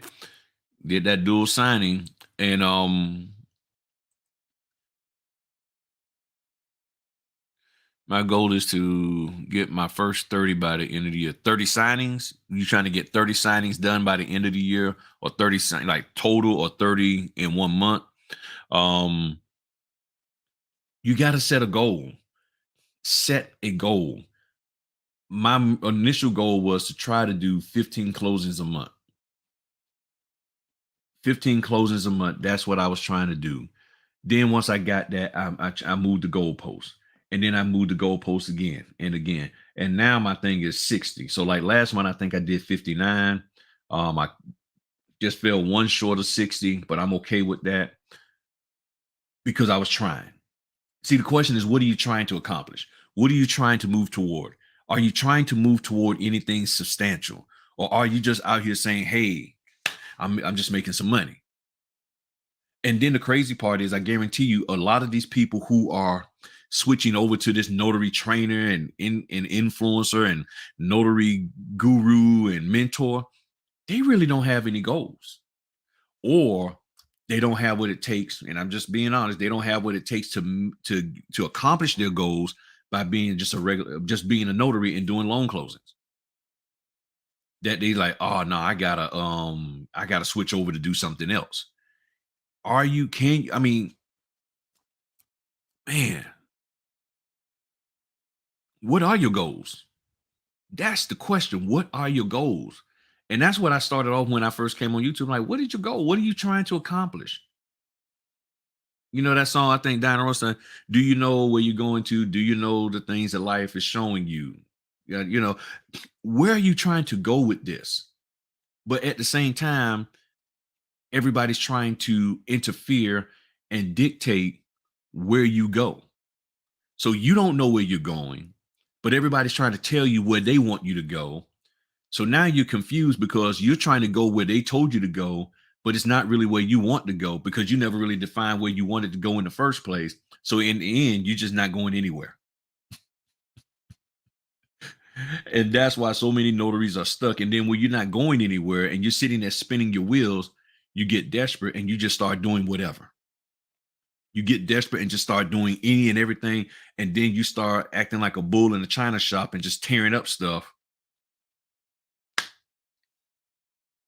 30 perfect signings, my goal. That's what Christina's saying.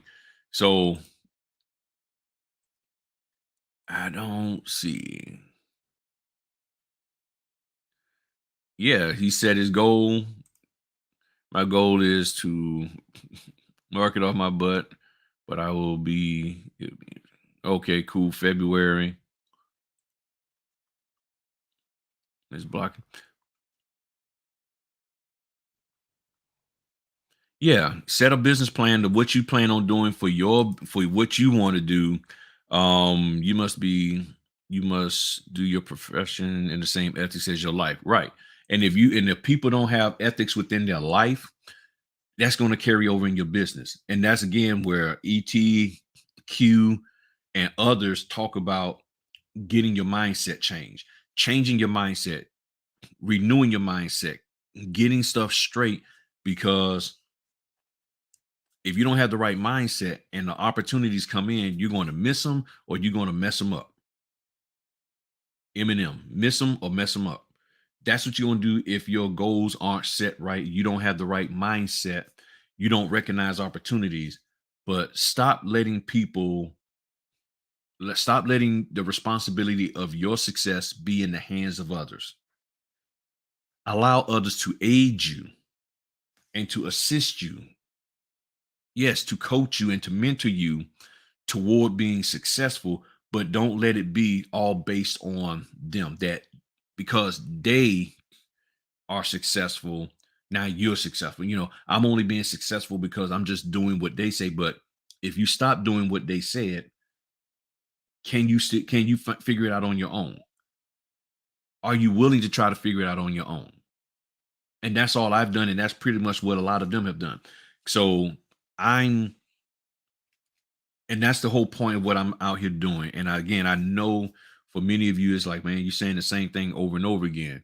You listen to any real mentor, motivational speaker, somebody, real businessman, they're saying certain key factors and facets over and over again because repetition is what it takes to get it into you. So, all right. Okay.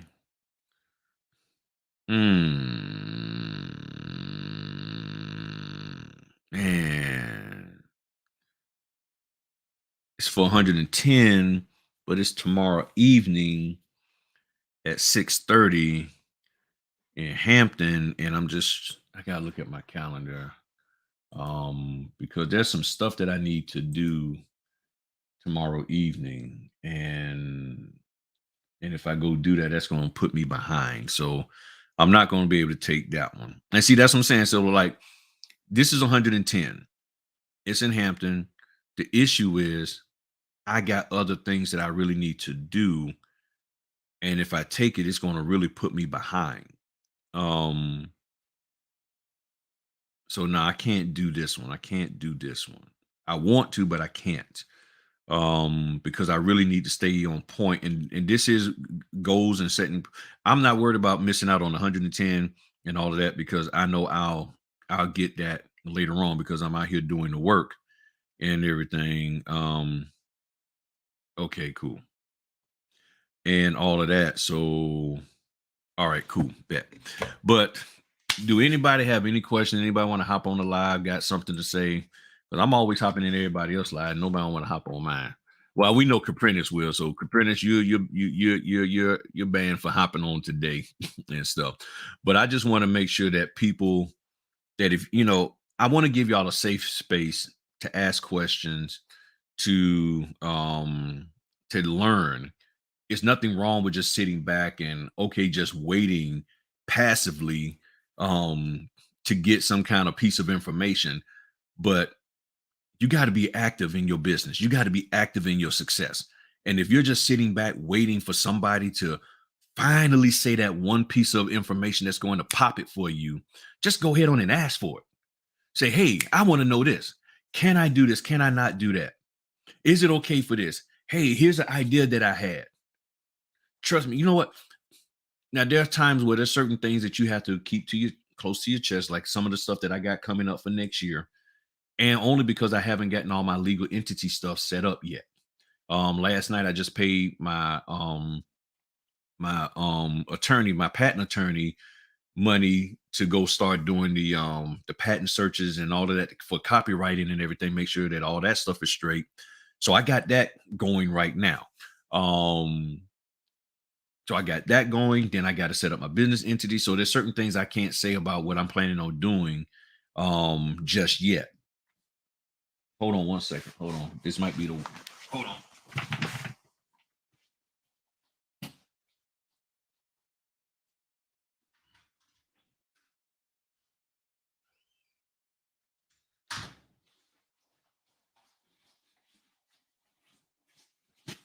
Oh no, I thought that was the electric guy because they got to put new meters on the house and everything. But going it made me forget what I was saying. Remind me what I was just saying, y'all. God, dog it. What was I just saying? Man, what was I just saying? Somebody know. Being patient.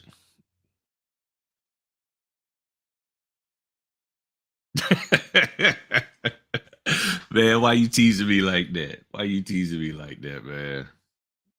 Why you teasing me like that? I be having so much stuff going through my mind, man. And copyright. There you go. Thank you. Thank you. Copyright. See, all I need is one word. So yeah, so trying to So what I was going with this was it's okay to share certain things that you're trying to do for your business. The reason why is because if it's original idea with you, if it's something that's a passion for you and with you, because some people are like, well, I don't want to say nothing because somebody gonna take it. There's certain things that people might try to take, but they don't have the same desire and passion, so they can't really execute it correctly. Thank you over here. Yeah, I was speaking with my attorney. So there's things, like me and Chantel, we was talking about, she was saying, yeah, she's trying to do hospital visits and all of that. And I speak that kind of stuff so that y'all can hear, because I already know that going to the hospital, nursing homes and all that, not everybody's going to do. You see what I'm saying? Not everybody's going to do those things. So that's why I'm saying don't be passive in your quest for knowledge and everything. Talk, ask questions, be active in it and everything. Uh-oh, what we got going on? Nikki, what's Hi, going on? Griff. Hi, Griff. How are you? How's everyone? Everybody's doing good, lady. That's great. Good to see y'all. I've been trying to get on for a bit, and I said today's the day. I'm finally gonna do it. Yes, ma'am. So what you got for me? The question that I have for you, Griff, is I'm a new member. I'm glad that I signed up. I've been wanting to do it for a bit, but Mhm. just a little hesitant because I'm new to being a notary in the state of Texas. My previous commission was in Georgia and it was for an employer. But now I am 100% free from being employed, except for my being employed by myself. Mhm. Um, and the question that I've been having is the problem. This is where I'm running into the issue. Um, I am a Ron in Texas, Okay. and I am currently doing notarize. And to be honest, I hate it. Got I you. just was trying to just get my feet wet a little bit. Mhm. But my issue is that I'm physically disabled because of an accident. Got you. So I can't get out and do like everyone else does, go into homes, go here, go there. I can't do that. I understand. So I'm trying to figure out how could I market myself and what should I do? Okay. Um couple of things you can do. So let's just say all right, do you go to church? Yes. Okay. And the reason why I asked from the standpoint of if you Hmm. have a good connection with your church, so you can physically go places from time to time, right? I can, but even that when I go to service, it's online. Okay, it's online. Reason why I was going to ask is that maybe from time to time you can coordinate something with your local assembly Hmm. to allow you to either they can let you use a room if they have one of those like rooms that they teach out of for the kids in Right, Sunday school, right. and We do that. use that to where that can be a central location and you can set appointments up at certain times of the month, certain times of the week, that hey, I'm come over here, and you go and take your time, get over there, and then you meet the people at that location, Okay, something like that.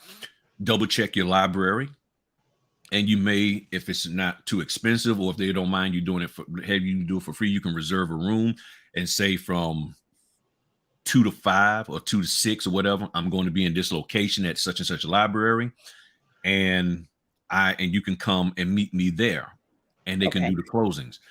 When it comes to the loan closings, you can also communicate with the signing company, the title company, say, hey, look, I really want to do these, but because of my condition, it's hard for me to get out. However, I do have a place where I can meet them. So if so then if the signers don't have a problem with that, then you can meet them there, especially if they don't have, if not if they're elderly, they might not be able to, or if they're disabled themselves, I get that. Or they may have small kids. They don't want their kids running all through the library, tearing up the books and stuff like that. So if the couple, because I even recently met a couple at the library because their kid was sick at home and they didn't want the distractions. So they said, well, can we meet at the library? So here's the logistics part that we have to do. And again, going back to what I was saying earlier, setting up the best way to market your business is being ready to do business. So the way to be ready to do business is, okay, what places can I grab hold of quickly and meet at to do a closing? Now, granted, when the pandemic wasn't here, it was a lot easier because you could just roll into, into any restaurant and sit down, order you something quick to drink and do a closing there, and they didn't care. But now, it's a little more difficult to find a spot that you can just roll up in. Before it was the Starbucks and the Panera and all of that, and those are starting to open back up. So you have the Starbucks and the Panera. I like the Panera better than the Starbucks because one, the Panera, they don't be blasting that music as loud as they do in Starbucks. And sometimes the Starbucks coffee smell is just a little too much for me. I even have to carry now a pad, a nice little seat cushion to sit on, because if I'm there for 35, 40 minutes or even an hour sitting on those extra hard chairs, tears my back up and everything. So just getting your logistics together, and you can market yourself from that perspective. Now, let's just say, so, I mean, is it too difficult for you to get out and go to a location? What happens is, because I have a spinal injury and I've had 3 surgeries on my leg, there are days that I can't function because I also suffer from chronic pain. Gotcha. So there are days where it's like I can't do much of anything except to maybe get out of bed and maybe get to my chair in my area where I'm now. And I work from here, and I just want to be able to do more because just a little bit about me. This is all new. This is all strange, just having to live life this way.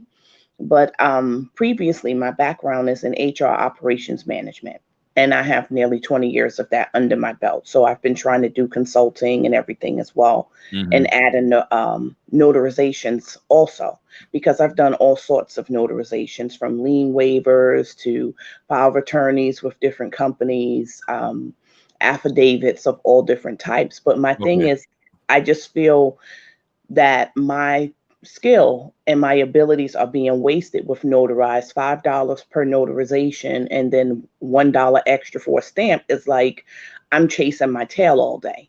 And I'm like, no, I can't do this because this is not what I set out to do. I just wanted to maybe get my feet wet, make sure I'm comfortable with doing it, just a test run to make sure I was okay with the type of chair that I have, that everything will work well. Everything works well. I'm also signed up with Secured Signings, and I'm certified to use their site as well. I also signed up on One Notary and Notary Cafe. Okay. So have you done Cyberize It? No, not yet. I did see when she was on with you and she was discussing it and describing it. I can sign up with her as well.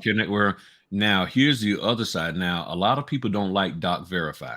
And for those of you on Instagram, this lady, she's just asking. Hopefully, y'all can hear her question. If y'all can, let me know if y'all heard her question and everything. I think y'all did. But here's the thing with Doc Verify, they allow you to basically run your business how you want to run it, and the money you make is what you make. Right. So they're not taking anything from you except for the monthly payment that you have to pay to them.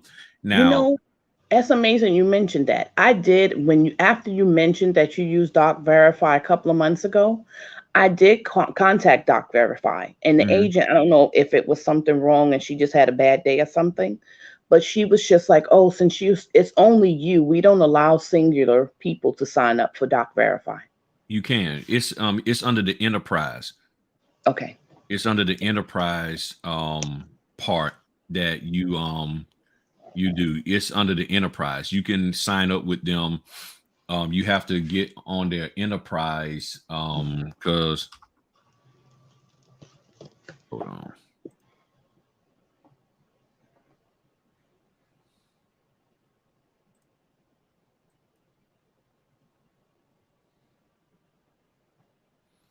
So with Dot Verify, they have their pricing, and you have to do this one here, their enterprise. Okay. And that's where you get the e-sign, the e-notary platforms, all of that. You have to do that underneath them and everything. So this is the one. You can do the monthly, you can do the yearly. Yeah, it's I'm not gonna lie. Whew, the price, yeah, there's a cost to it, but by me being able to just do closings through them, because I actually can do the closings and they Right. send me the documents, and then I use Adobe to modify the document to put in the proper venue, the dates and all of that, save Right. it, and then I upload it to there.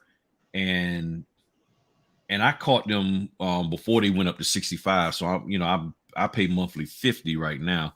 So Okay. I just, I didn't, so I just, there's no need for me to adjust it. But at the end of the day, it's worth it because like I did 2 closings and they paid me 175 each.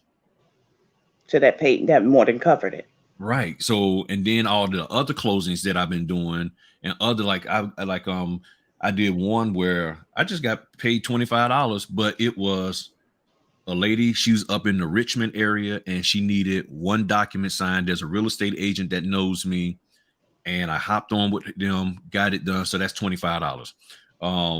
Then there was a power of attorney, 2 power of attorneys that needed to be done. That was like $50.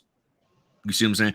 So when you take that 350 that I made from that, plus Right. another 25, another 50, another, after a while, you're like, okay, well, man, you sort of made your money. You pretty much almost made your money back Right. from that. So, and that's not to count the other closings that I've done for like that's been like 125 or 150 and all of that I've done online for the various companies, Okay. and the one that just paid me 175, they've actually paid me 175 like 4 times. So you're talking about that just between them, that's already covered, that already paid me back for what I need to do. Okay. So it's about just having, and even if you just have to start off with the $65, That's fine. you know, that's, let's see here, monthly, well, 75 if you pay monthly. But if you can do the year, I have not had any problems with Dot Verify. And the only times I've had problems with them, and it's not even been them, it's been people trying to use the platform and they haven't been upfront and honest their um about their status. They weren't US citizens and stuff like that. Right. And I know people talk about you can go and do credible witness online. If they ask me to do credible witness, I'm staying away from that right now. I Right. don't know enough about doing credible witness online, so I don't even mess with that at all. So if you're not a US citizen, you don't have your stuff together, I Right. just bow out of it Right. altogether, you Right. know. But yeah, and there's nothing wrong with those other platforms, but as I've always said, the more you want somebody to do for you, the less they're going to pay you. Right. And That's that's what's true. going on with them, is that now see, like, you pay them more. Now they give you good support. I mean, they give me excellent support. It's all via email, but their support is phenomenal. I haven't had any problem. If I got a question, I hit them up and they let me know. And one of the things that I am going to do, um trying to think. There's a hold on, let me find it for you.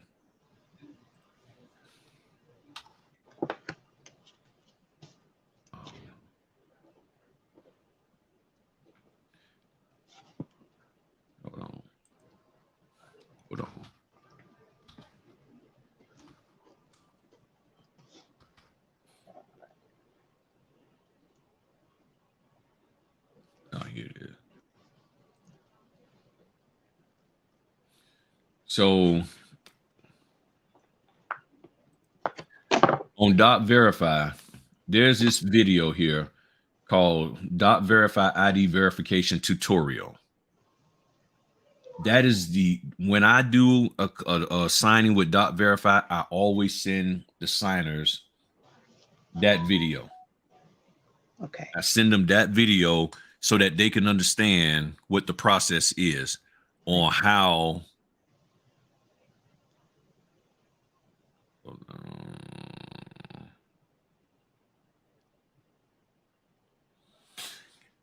to do on what they're supposed to be expecting. And then there's this other one that's below it on how to verify identity through .verify with text upload. Okay. So you send them those two videos and see, this is where I look at it. It's like, okay, because a lot of times you're not going to see it on your end, how the ID process goes. Because you're the one doing the signing, doing the notary part. Right. But these two videos, this company are excellent in the way they break it down. So I send them those two videos and I say, look at these videos so you can understand the process. The people who actually do it and attend and listen to what's in those videos, I have no problems with them. Okay. They get in, we get out, and we done. So .verify is just another option, and you run it how you want run it. You charge how you need to charge, and you just go from there. So I haven't had a problem with .verify at all. I'm saying as far as the platform itself doing what, now what a lot of people have an issue with, and I'll log in here. .verify, you pay them monthly, and then they have this credit thing here. And as you do signings, you use up credits and all of that. Right. That's how secure signing is. Right. So once you use up so many credits, you gotta buy more. But if you're doing the volume of work, it's not going to matter. Each month that I pay the $50, I get so many credits. Right. And if I use all those credits up, I can just buy some more. But if I'm buying more, that's because somebody's paying me. Right. So it balances out. You see what I'm saying? It balances out. So like I said, I have one company, law firm, and two law firms. When they need something notarized online, they call me up. Okay. And they're okay with me doing it in the evening or early morning. They're like, we just need to get it done. And and they say, what do you need from me? I say, I just need the document. You get me the document, I'll make it happen. So they send me the document. I get everything done. What's going on, Deja B? That's one of my wife's students. She popped in the live, so that's what I do. Honestly, I haven't had any problem with .verify. Okay. At all, and all of that. So if you're talking about marketing, you can market yourself to these companies to say, okay, I'm able to do online notarizations for your clients, so they're in the safety of their home. And then as long as you understand what the technology requirements are for those people, you communicate that to them, and then hopefully they have everything together. Right. If you don't have problems with people coming over to your home, you can set up an area depending on either through your garage or through the kitchen. Sort of like back in the day, when we was growing up, when like if you was going over, Miss Shirley's house to get your hair done, she always said you got to come in through the side door by the garage, and everything like that. And you could put a little sign saying, notary this way, and they come in that way, stuff like that. If that's the possibility. My HOA is, they're so picky, you can't have any signs of any type in the yard. Okay. So then you can just give them directions. You just tell them and say, hey, you can put a little. I mean, if you can say just follow where the purple flower is. When you see the purple It's flower actually going sign. to be on my vehicle today. Starting today, it's going to be advertised on the rear window Mhm. of the vehicle. Mhm. Right. So it's just going to take some creativity for you, Okay. and you're going to have to look at how can I set up what tools out there for me to set up to do this that gives me the most control over what I want to do. And one of the other things I liked about Dot Verify is their no, Dot, when somebody asked me a question on Instagram, now Dot Verify, you can do e-signing stuff on there too. Because if you look real quick here, it says add new e-signing. So here's a new notary transaction, here's a new e-sign transaction. So you can add e-sign transactions and stuff, and all of that, where you send a document out for somebody to sign the document and everything. So you can do the RON where it's being videotaped and all of that. And you can say, okay, here's a document. You send it out to be signed. So when you look, it says contract management here. It has what? Out to be signed, waiting to be signed, signed and notarized. So you got, documents under here, out to be signed. These are old ones that I got to cancel out and everything. Those didn't, they wound up canceling and everything. So that's the kind of stuff that yeah, you can do other stuff on there. So, and then you have the signed and notarized. So you have a whole list of everything that you've ever done on there Right. and everything. One of the things I advise people to do is, if you do Dot Verify, download a copy of the document that was notarized for your records. Okay. Always download a copy. You got 7 days to have access to it, and you download a copy. So the notary gets 7 days. The signer actually has indefinite access to it. And one time I forgot to download it for my copy, and then I just asked the signer to send it to me. Okay. But you have the ability to download a copy of the whole of the thing, even the video and all of that, and that's available for like 7 days or so. Right. So you just have to find creative ways of marketing yourself, and just letting them know that you're here and available. And oh, that was it. And with Dot Verify, what I like is that when you get the digital certificate, because you're going to have to buy theirs, you can't, Okay. even though you get the ident trust, for whatever reason they won't accept ident trust. Okay. But if you get theirs is good for 5 years. Okay. So whatever the fee is that you have to pay to get their certificate, and I think it was like $99 for the certificate. $99, and it was good for 5 years. Yeah. I was like, okay, it was worth doing and everything. It was worth doing. So let's see here. Yeah, so I started in 2020. So my digital certificate is good till April 2025. Okay. So and let me see here. And it was $100. So it says $100. And let me pull this up. And I'm just trying to make sure my certificate information is not showing. Okay. So it says it right here. $100 for each new certificate, valid for 5 years, and all of that. And like I said, it takes about 15 minutes to do, purchase a certificate, all of that. So if you have this X.509 certificate you want to use, but then if that certificate expires after a year, then that means what? You got to upload. So I was like, I might as well just go ahead on it. Like I said, it's from April 3rd to 2020 to April 3rd, 2025.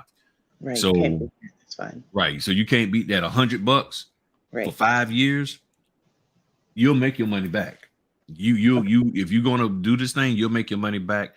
And then, as always, whoever you are doing closings with, they have to accept the e-notarized document. Right. So as long Texas, as the people go ahead. Texas is pretty good with that because I'm in Texas. So Texas is one of those states where online notarizations are like a lot of people accept them, from what I'm understanding. Right.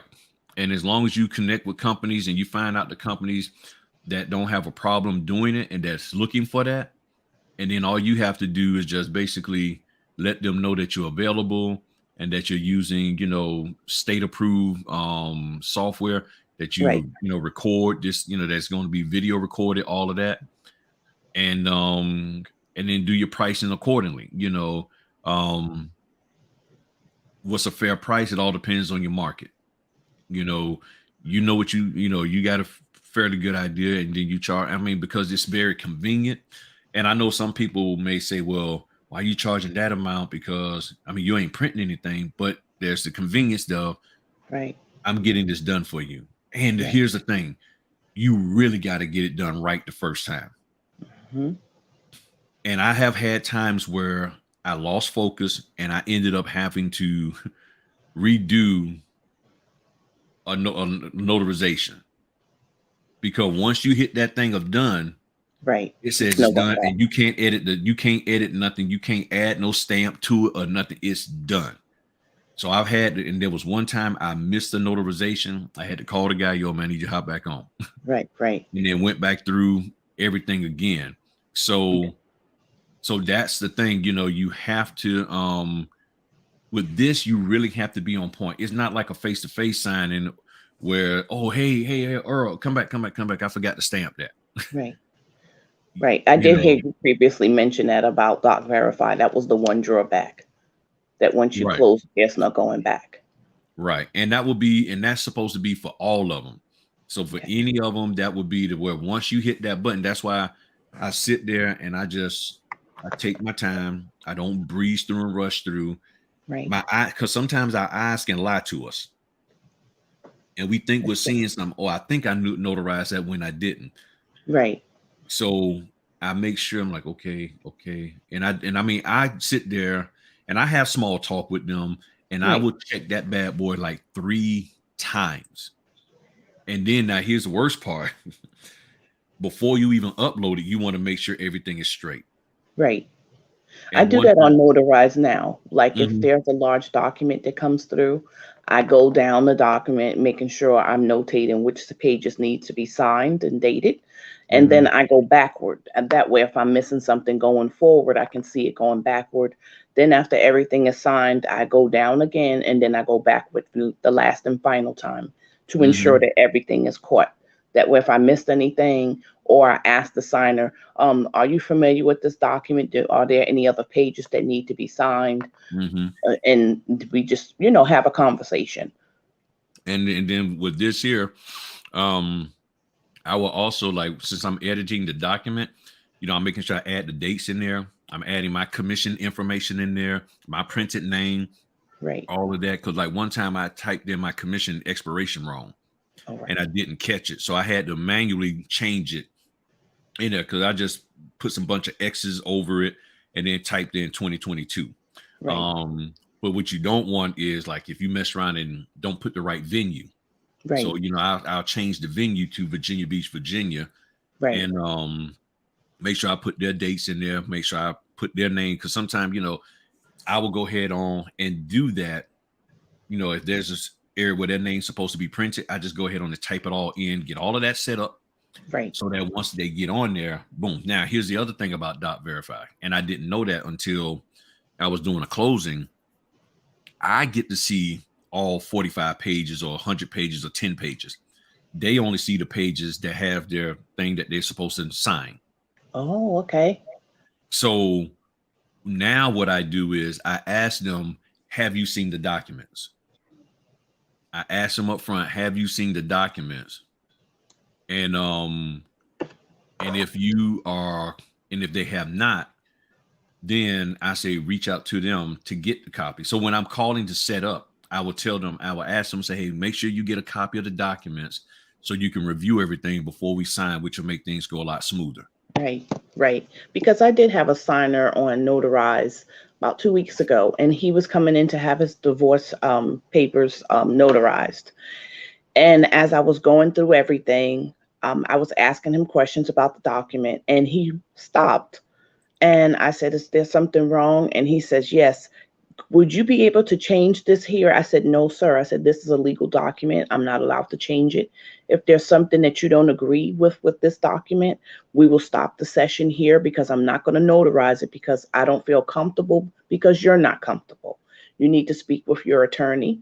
That way you can discuss what's in the document before it's finalized, because once you sign it, it's final." Mm-hmm. So Correct. I do my best to be also an advocate almost for the signer, so I can make them aware, okay, this is here, this is here. You agree with all of these terms, and they say yes or no. If they say no, then everything stops. Right. And that's, yeah. So, and that's all I do now. So once, because that was a lady, she was trying to sign a document, and she was like, "Well, yeah, all I see is a certain number." And I didn't realize that. I didn't realize. And I was like, "Oh," so I had to email her the document real quick so she could review everything. It wasn't that Right. many pages, but she wanted to review everything because they hadn't looked at it. And I emailed it to her. To her and her, because they were both in different locations, Right. and they looked it over. And we sat there on the thing. So while we were recording, like we're doing here, and they sat there and read through the documents together and was like, "Okay, yeah, we can go ahead on the sign." And then I Okay. think she got to another point where she had to call and ask questions like, "Hey," call the lawyer people and say, "Hey, I want to know this, that, and the other." And they're like, "Yes, this, that." And she, "Okay, good." So that can happen. So that's why I say it may not always be lickety split, Right. because still, if the title or the people who putting this whole thing together hasn't done their due diligence, maybe haven't spoken to people, haven't given up, which is the same thing that you run across in a actual real face-to-face closing. Right.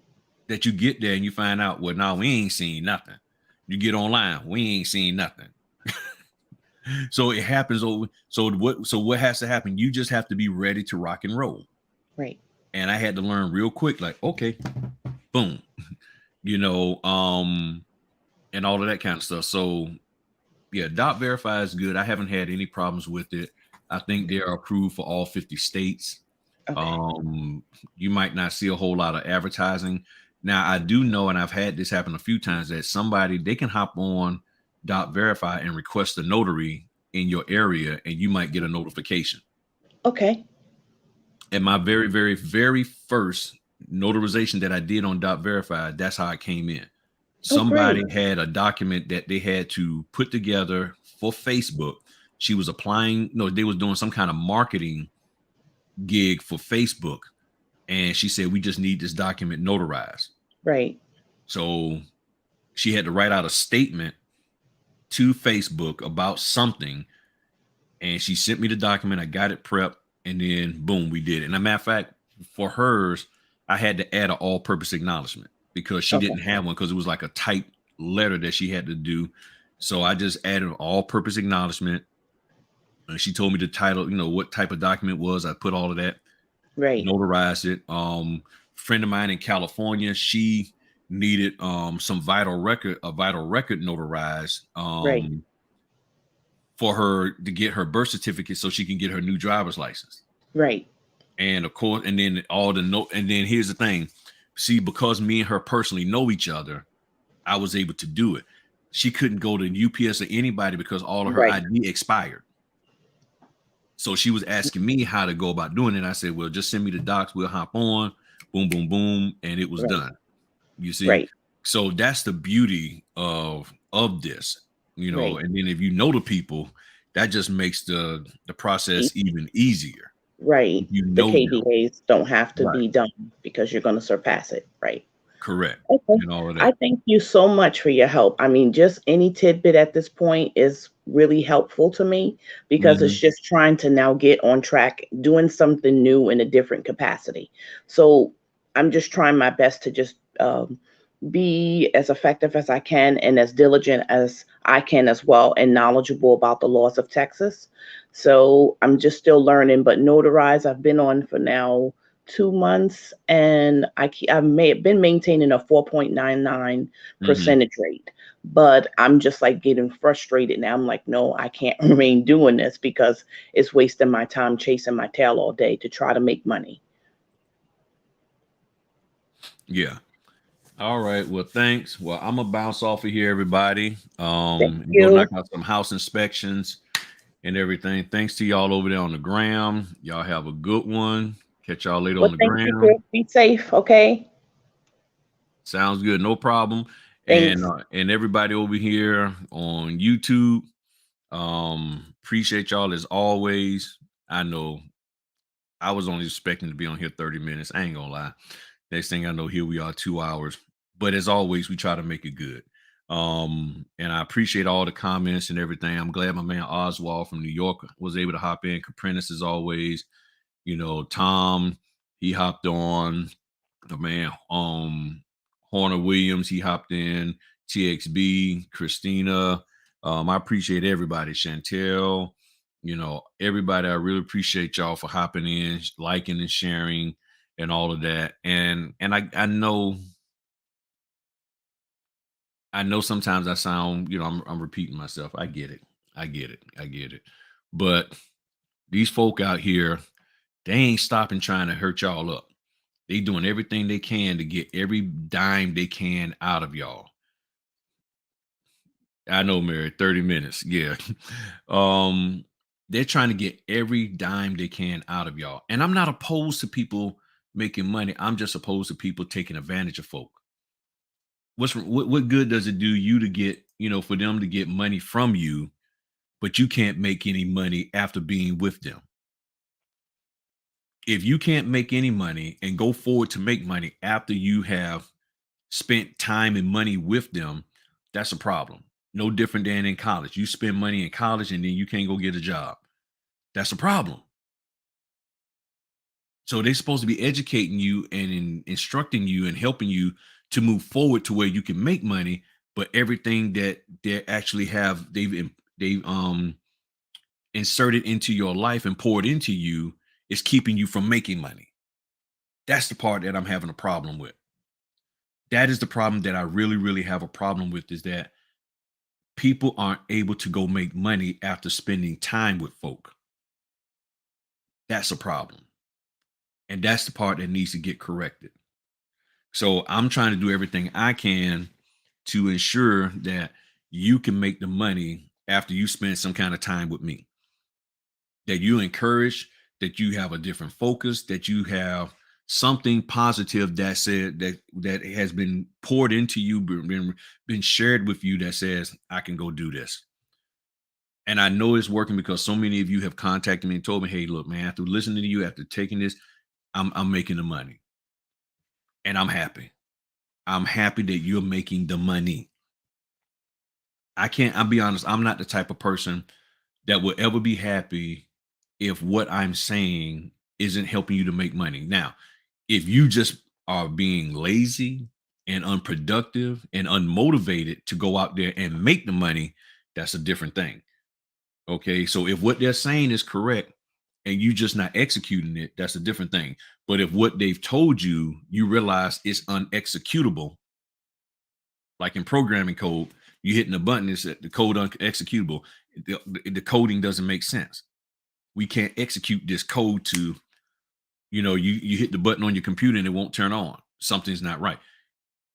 I want you, when you leave me after dealing with me, that you are able to go out here and execute and make the money that you need to make for your family. Because again, that's why you joined us. That's why, I mean, not joined us. That's why you joined the notary industry. That's why you came over here, so you can make money to take care of little man, and TT. Okay. Earl wants to buy a boat. You know what I'm saying? Sharonda wants to go on that trip. You trying to make money for that. So that's why I'm asking y'all and encouraging y'all, make goals. Set a goal for next year. And the number one goal that I think y'all should set is no more social media for the first 6 months.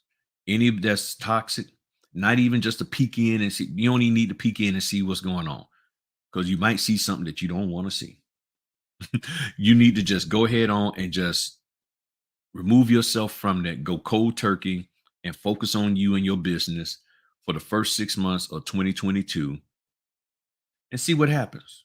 I could be wrong. You might need all that toxicity out of the Facebook group to motivate you. I don't know. That might be your personality. But if it's not, no need to put yourself in a situation where you're getting cussed out. I mean, no man, no woman will want to be in a relationship because this is what it's all about, business relationship. Nobody wants to be in a relationship where they're getting talked bad to or abused and made to feel bad. That's not what people want. So I think that's what all I got at the moment. Um, is there anything else from anybody? Anything else real quick, like from anybody? And again, I appreciate y'all as always. Da,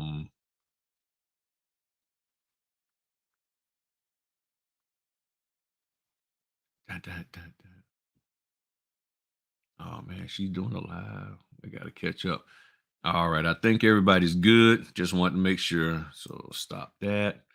Well, thank y'all again as always for the Fritter Friday. And I got two more donuts over here, a custard filled and a lemon filled. I think I'm gonna give my oldest the custard filled one. Or he might like the lemon. I don't know. I might I think both of them like these donuts. So I give it to my sons. What this here says.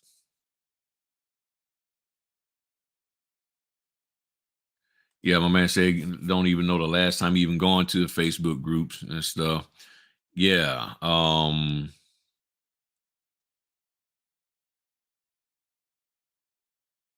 Yeah. Yeah. Thank you, Atuna. Thank you. I hope I'm saying that right. Atunya. Um, but yeah, so as always, I'm here to help. Go out here and do what you got to um to make your business pop. And you have it in you. You really do. You got it in you. You have greatness in you. Like every time I say take it to the top, figure out what your top is going to be. If y'all need help with that, I'll be more than happy to work with you and help you out with that. But I appreciate y'all. I really do. So this has been great, kicking it with y'all as always. Um it's so thanks, man. Thanks. I appreciate you hopping in. It really did my heart good to see you hop in today, man. I appreciate it. I appreciate it. Cause you always you're a solid brother. You are. You are. All right. Well, y'all have a good one. Thanks. Y'all be easy. Peace.